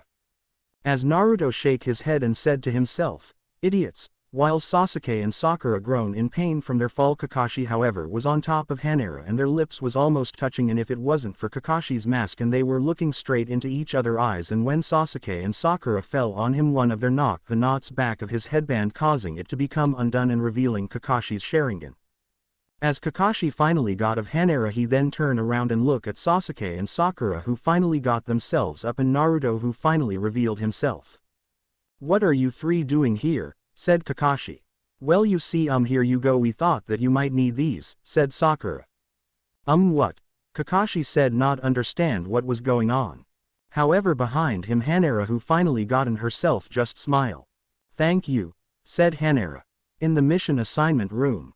In the room was the Hokage, the people who assign missions, and in front of them was Team 7 and behind them was Ibiki and Inoichi. We have received word that the Hidden Lock Village has captured Riichi, one of our Jonin, said Hiruzen. The Hidden Lock Village, said Ibiki. It's the village where we believe the spy comes from there, said Inoichi. Yes, Hanera, the Lock Village has offered a trade for her and in exchange for Riichi. However, lucky for us she had gathered little information about the Land of Fire and our Hidden Leaf Village, so exchange her would be harmless, said Hiruzen. No, you can't, I mean I'm completely against giving her back, said Kakashi. Said Hiruzen. On a large wooden bridge. The exchange was to be held on the borders between the Land of Fire and the Land of Rivers, on a large wooden which was over a chasm and a river. One side was Kakashi, Hanera, Naruto, Sakura, Sasuke and 3 other Jonin, whiles on the other side of the bridge there was elderly man, 6 shinobi wearing the same outfit, and 1 man who was wearing the Konoha standard uniform. The ninjas from the Hidden Lock Village uniform was all the same, a brown flak jacket with a red mesh top underneath, black pants with bandages around their right thigh and calves, brown shin guards, black fingerless gloves that stretched to the top of their biceps, and black shinobi boots. As for the elderly man, he had medium-length gray hair, which he kept in a ponytail, and a long-hanging mustache of matching color. His body was of a slim build and his face had a somewhat narrow jawline. He was wearing a conical straw hat, handguards, and he had cloak which hid most of his body, and he was carrying a monk's staff, which had a lock hanging from the 2 lower rings at its top. Kakashi and Hanera walk across the bridge as well as the elderly man and Riichi, but they stopped both. They reached the middle of the bridge and then slowly Hanera and Riichi both walked to their comrade. However, once Riichi walked past Kakashi, he then pulled out a kunai. Now, Kakashi shouted, and then the 3 Jonin and a group of Anbu Black Ops who jump out of the bunches ran towards him. We won't let you get away, said Kakashi. I expected as much, the elderly said before he did a hand sign which the explosion tags which he had his shinobi plan to explode. Hanera, must you deliver the intel, said the elderly man before he ran down the right side. Right, said Hanera before she ripped her clothes off to reveal that she was wearing her Jome shinobi uniform, and she had her forehead protector around her forehead, and she had tied her hair in a loose ponytail with a red ribbon, while still letting 2 bangs frame her face, and then she ran away in the opposite direction from the elderly man. All will go after her whiles you 3 will handle the other one, Kakashi told his genin before he gave chase to Hanera. As Naruto, Sasuke and Sakura chase after the elderly man, who was surprisingly fast for his old age. However, it wasn't enough as Naruto managed to catch up to him and threw 3 kunais at him and got in front of him, but the elderly man used his staff and blocked the kunais and stopped being surrounded. Naruto in front and with Sasuke and Sakura behind him. Give up, you're outnumbered and surrounded, Sasuke demanded. Yeah, you better listen to Sasuke-kun, Sakura said, being a fangirl like always. Don't underestimate the hidden lock shinobi, the elderly man said before he threw a smoke tag on the ground and it went off covering the area. Naruto quickly did a couple hand signs and said, "Wind style, wind palm jutsu." He then unleashed his technique though where the elderly man was his left hand and blow away the smoke, however he kept it weak enough so it wouldn't hurt Sasuke or Sakura. However, as the smoke cleared it revealed elderly man was gone, so Naruto then used his sensory skill to locate him, but to Naruto's surprise he couldn't at all. How did he do it? I know there's no way he get out of my range that fast, so how? Naruto thought curiously. Kakashi and Hanera. As Kakashi chased after Hanera until they came to a cliff where Hanera managed to stop herself before falling, she then turned around to face Kakashi. "So you knew, but how?" Hanera asked. "It was that day. You were wavering a sign with your eye movements without even realizing my Sharingan followed the signs. And I learn your jutsu when I use it. I was able to see inside my own mind that right eye of yours doesn't look at the outside world, it instead looks inside your inner world, inside your own mind, and it can look into any thoughts of anyone who has enters your own mind. As well you allow yourself to be captured and waited until we try to obtain any of your secrets though entering your mind, and while Inoichi was trying to get any information from your mind you were able to gather his secrets on the land of fire and the hidden leaf village without Inoichi even noticing at all, and you would be able to take all information with you after we exchange prisoners. At first I was against the swap, but I knew it was our best chance of getting Richi back, so we planned to return you back to the hidden lock village to get Richi back and then recapture you before you could hand over your intel," said Kakashi.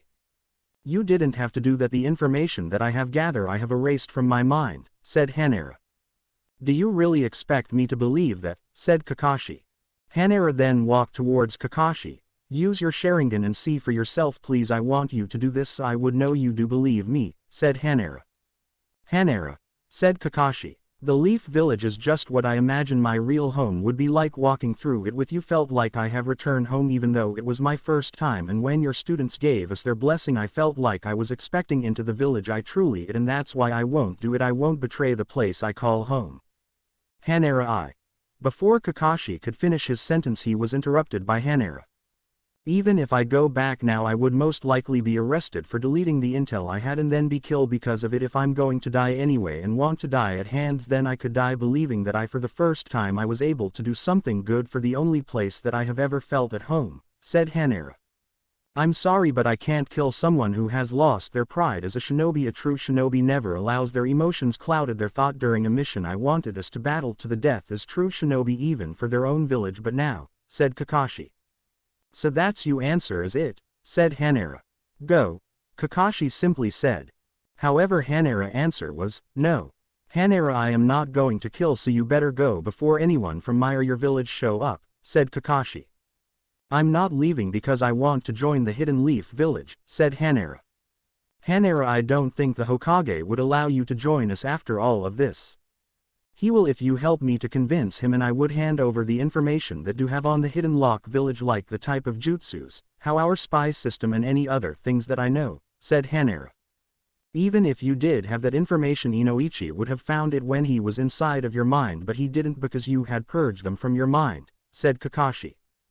"I do know the purge technique, however from what you have seen I do know mind techniques, and the Hidden Lock Village had created a sealing jutsu which allows you to seal away any secret information that you might know, so that when I am gathering the intel from the person who has entered my mind with my eye technique they wouldn't find any useful information from me. The technique is called the knowledge lock seal," said Hanera. "Something like that would be useful, especially members of the Anbu Black Ops," Kakashi thought. "Okay Hanera, let's return back the Hidden Leaf Village then," said Kakashi as he and Hanera then began to walk back to the bridge. To be continued. Remember to subscribe and like this video. See you in the next video.